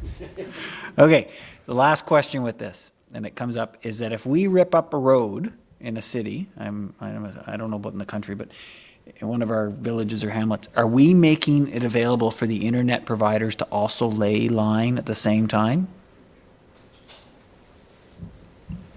So typically in process during engineering, you circulate to all the utility companies.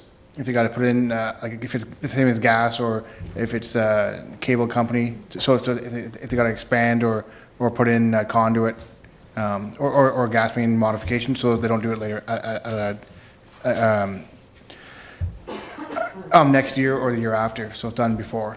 So it is done. Perfect. Thank you. Yeah, it's important to have those shovel-ready projects for when grants become available, because oftentimes, like our CAO has indicated that, we get 3 weeks to apply, and then you get approved, and it has to be done by a certain time. So, okay, you can get $1 million, but it has to be done by December 31st, 2021. Well, if you had to do the engineering and the actual work to be done, it's impossible. So that's why it's important to have some of these shelf ready. It's a great idea. Any other questions with taxation? Okay, let's move on. Future roads. So on to future roads. So right at the top is grant settlement from Queens Line to Rafting Road. And then we'd have Colesmith from Queens Line to Blind Line.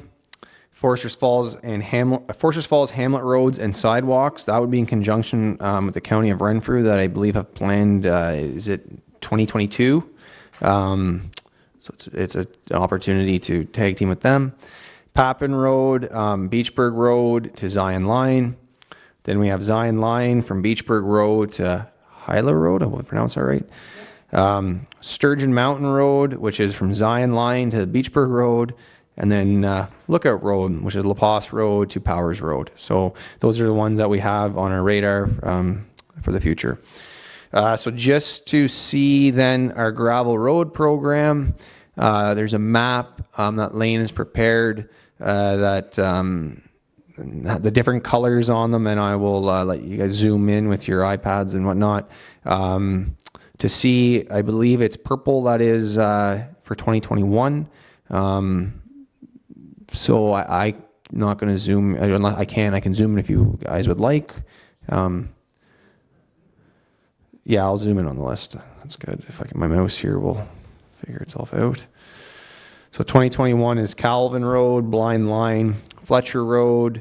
That's Grand Summit of the Dead End. And then again, Fletcher Road from Government Road to Sam's Road, McGonigal Road, Acres Road, Stopa Road, Stopa. And then you can see in 2022 the list we have there. So my next slide is questions, so I can leave it here and turn it back to the chair.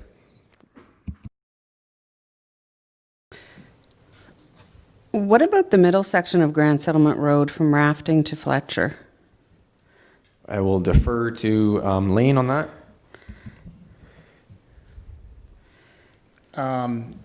It is, so back in the fall, we turned around and rated a lot of Milford roads. That section, a lot of Grant Settlement is Very poor. Very poor. Just some of the other roads were, I guess, that was probably very poor, and another one was poor. So they're on the list. Yeah, and one of the goal is part of asset management, and with the GIS that we purchased with Janet, with hopefully in Q1 of 2021 is coming with a map showing our roads that we can put on a website. We can give to council, so people ask you that. Yeah, this road's bad, but you can show that it's maybe it's good or very poor, but there's other roads that are worse. Right. And Yeah. that section I would just note is curvy. Very. And we'll probably, when we look at the asset management plan, it's not just when, it's also going to be the cost. And the traffic count, I know we have recent traffic counts despite COVID, and they're very high from Queens Line to Rafting, so that's why we've prioritized that section. The curvy part is going to be the most expensive part. And around just the traffic counts, that first section, it was 500 and I think 580. Once after Rafting, it drops to I think it's 350. Yeah. So that's daily, just so everybody knows daily. Councillor McLaughlin and then Councillor Mackay. Okay, I don't quite understand that traffic count from, and is it Queens Line to Rafting Road? Okay. Is it Forster's Falls Road or Kerr Line? Well, I thought it was a Kerr Line. Kerr Line to Rafting? Well, I don't understand that because there's no traffic now going down Rafting Road. There just is absolutely none. It all goes straight ahead because there's no operation down there anymore. So that traffic count was done in 2019. Traffic count, sorry. Yeah, probably when when Wilderness Tours was still in operation down Rafting Road, so. we And can't- Owl Rafting. So we can't go on that count anymore. I'm a little bit confused. I don't, when you look at Colesmith Road, I think of Colesmith Road from Mindview Road through to the Kerr line. That to me is the section, and I travel out it quite often. And that whole section, you can't pick one good piece from a bad piece. It's all in the same condition. Those were my two biggest comments. The other one, we look at Sturgeon Mountain Road, the same thing as what Councillor Jackson said about Olmsted Jeffrey Lake Road. We spent a pile of money with coal patching. Where is it now? Gone. So, And I'll say it so that Lane doesn't have to. The bottom three roads are potential with updated counts and a non-COVID could be a DST to gravel scenario. And I know, but so those three are in very bad shape. And if you've traveled that Zion line section, which I do every day, is really bad. And we put probably half of our cold patch on that road.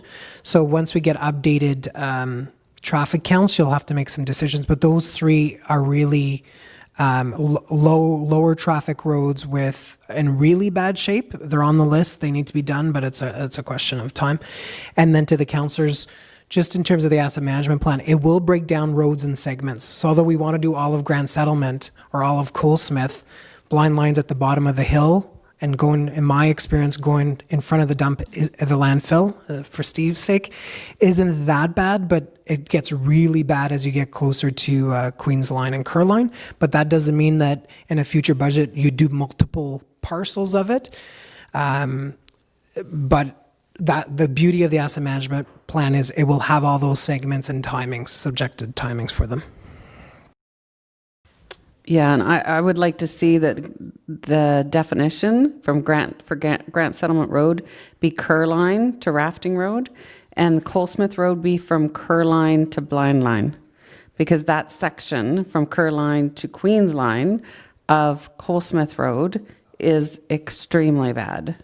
There is absolutely no residential homes on it, but it is used quite frequently. Councillor Mackay. Yeah, I want to talk about Sturgeon Mountain Road. Daryl's right, we put all that coal patch and it looks like hell now, but that's a road we should think about paving. There's so much truck traffic on that road. Either trucks going to the corn drying or McGregor's trucks come down there every day. There's hundreds of trucks on that road, heavy trucks. And I don't care. If you gravel it again, the whole top end washes out all the time. From where them houses are, down the hill, it'll wash out. Because I owned a farm near there, and every year they'd wash out. So that's not a place you should think about graveling. But the hill itself, if you pave that, might be a good way to make it last. Not chip and dip. I mean pavement. So that's my comment on that. I thought we discussed Sturgeon. I thought something was going to be done with Sturgeon Mountain Road, or was the discussion that they wanted to turn it back to gravel and we said no? So we recommended. We still say no. Because it was it was in very, very bad shape. So what we recommended at the time was turn it to gravel and then decide with the budget if you were going to double surface it. And the community came forward and said, no, please patch it, just like Olmsted Jeffrey. So we patched the living daylights out of it, and it's terrible. What I'm saying on any of these roads, Okay, I don't recall the comment that we were going to hard surface it, that we were just going to gravel it. No. And that was not what the ratepayers or council wanted.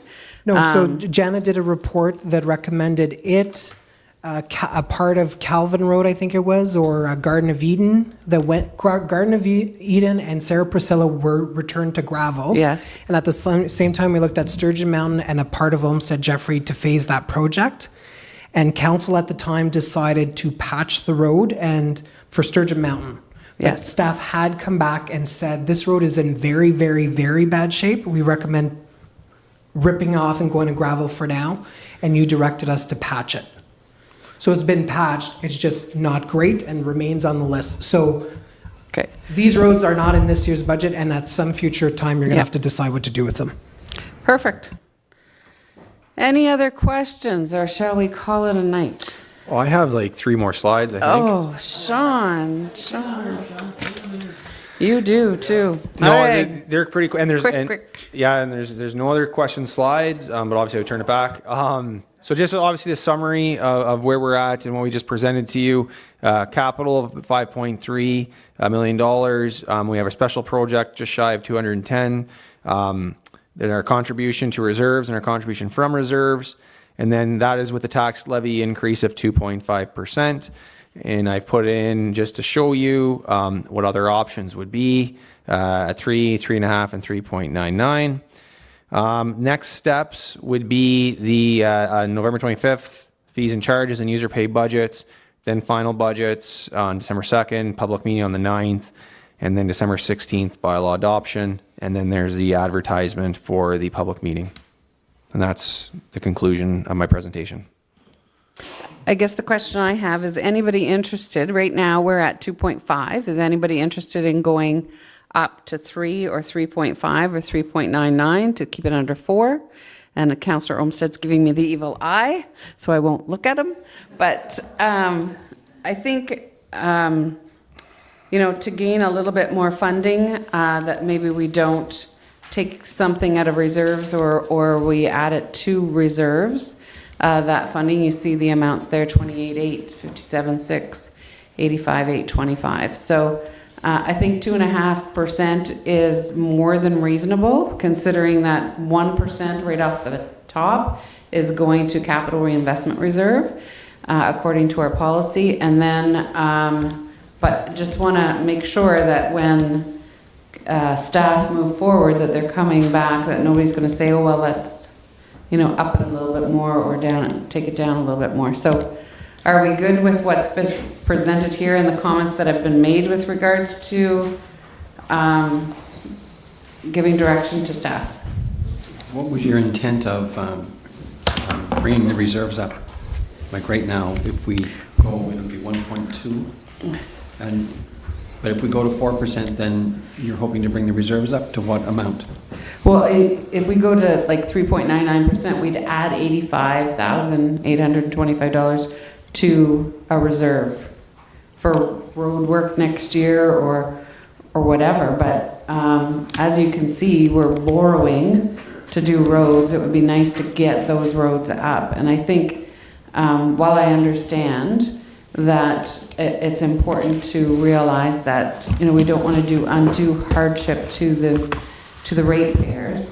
Unfortunately, we're getting further and further behind on our infrastructure, and our reserves could use the funding to up it and be available to do a project this year and not take out of reserves. So either or. Okay, thank you. Councillor Nicholson. And I appreciate the comment. You're instigating our thoughts on this one, so I'll throw you mine. There's 2 areas where I can remember that we made cuts that we know we're going to have to put back in the budget. One of them is council travel or council meetings, and we took away a lot of staff training. So call that 28,000. So we cut ourselves 28,000, knowing we're going to have to put that back in the budget. So really what we should have had this year was a 3% increase. We've just cut internally to make it 2.5. I'm loath to go any higher at this point. It'd be interesting to see what the public says when they take a look at it. Only because of the COVID uncertainty. I don't disagree that we may be setting ourselves up for some higher increases in the upcoming years, but this may not be the right year. Anyway, that's my thoughts. I like that thought. Councillor McLaughlin. Well, I think you already know my thoughts, is if we're going to do anything, let's cut the wish list. That's my thoughts. I could see spots where some of the wish lists could be brought down, but... out of taxation? So this would be directly out of I'm taxation? thinking more capital. But the capital... tax-funded capital projects? No, the ones, yes, some of them. Yeah, coming from that, sure. Was from the I'm talking the half-ton truck, there's things that can be looked at and could be, in my mind, it could be switched one way, the other way, and somebody else could do something. I'm not positive. I'd have to look again on where they come out of, but there's a few things I could do. I could see the Olmsted Jeffrey Lake project. I think we could do a bit, quite a portion of that ourselves and drop the cost of that. Things like that. I can see doing some of that. As far as raising the taxes, and I'm not really, don't want to raise them anymore. I just want to use the whole funding Right. a little better. Okay? And So that, I'll stop at that. Can I have a consensus so that our treasurer can move forward with the budget presentation for the public and move forward with getting things finalized for 2021? Do I have a consensus leaving it at 2.5% or 3%? Councillor Olmsted. I'm quite comfortable at 2.5%. That my wish was it 2 weeks ago now or 3? I can't remember. Was 0. Well, no, it wasn't. It was actually zero more hardship for the taxpayer, and I think 2020 and 2021 we've had enough good development that's going to offset any increase. So I don't think the homeowner is going to be any more hard done by in 2021 than we were in 2019, 2020 due to municipal taxation. So I'm quite comfortable at the 2.5%. It takes 2 to 3 years to get a new assessment on the roll, so it won't happen next year, just for your information. Refigure. Thank you. Yeah, I'm in agreement as well with the 2.5%, and that's keeping in with the county levy as well. So I'm good with the 2.5%, and we still have to come into water and wastewater operating budget here, so that's another day. So I'm good with 2.5%. Thank you. So consensus 2.5? Oh, I'm with Councillor Olmsted, 0. 2.5, yes. Okay. Sean? A few years ago, when we got to and this would speak to the new assessment on the books, a suggestion I could make is you keep it 2.5, and then, like we did a few years ago, revisit when we get to the rates. If our municipal tax rate decreases, therefore the per $100,000 decreases, we could increase to make it so it's a 0%. If in that event, if it was to decrease, we can make it so it's a 0% rate increase, which would in turn maybe add something at that point, but we can revisit that in June. That's a suggestion from me, but. Now you're talking my language. Yes, and then we can simply transfer it into reserves if there is an extra amount. Okay, are we done now? That's the conclusion. Back to the mayor. Thank you. Okay, motion to adjourn. Oh, sorry, don't need a motion. All right, we'll close her out at 8:37 p.m. Thank you very much, staff, for attending.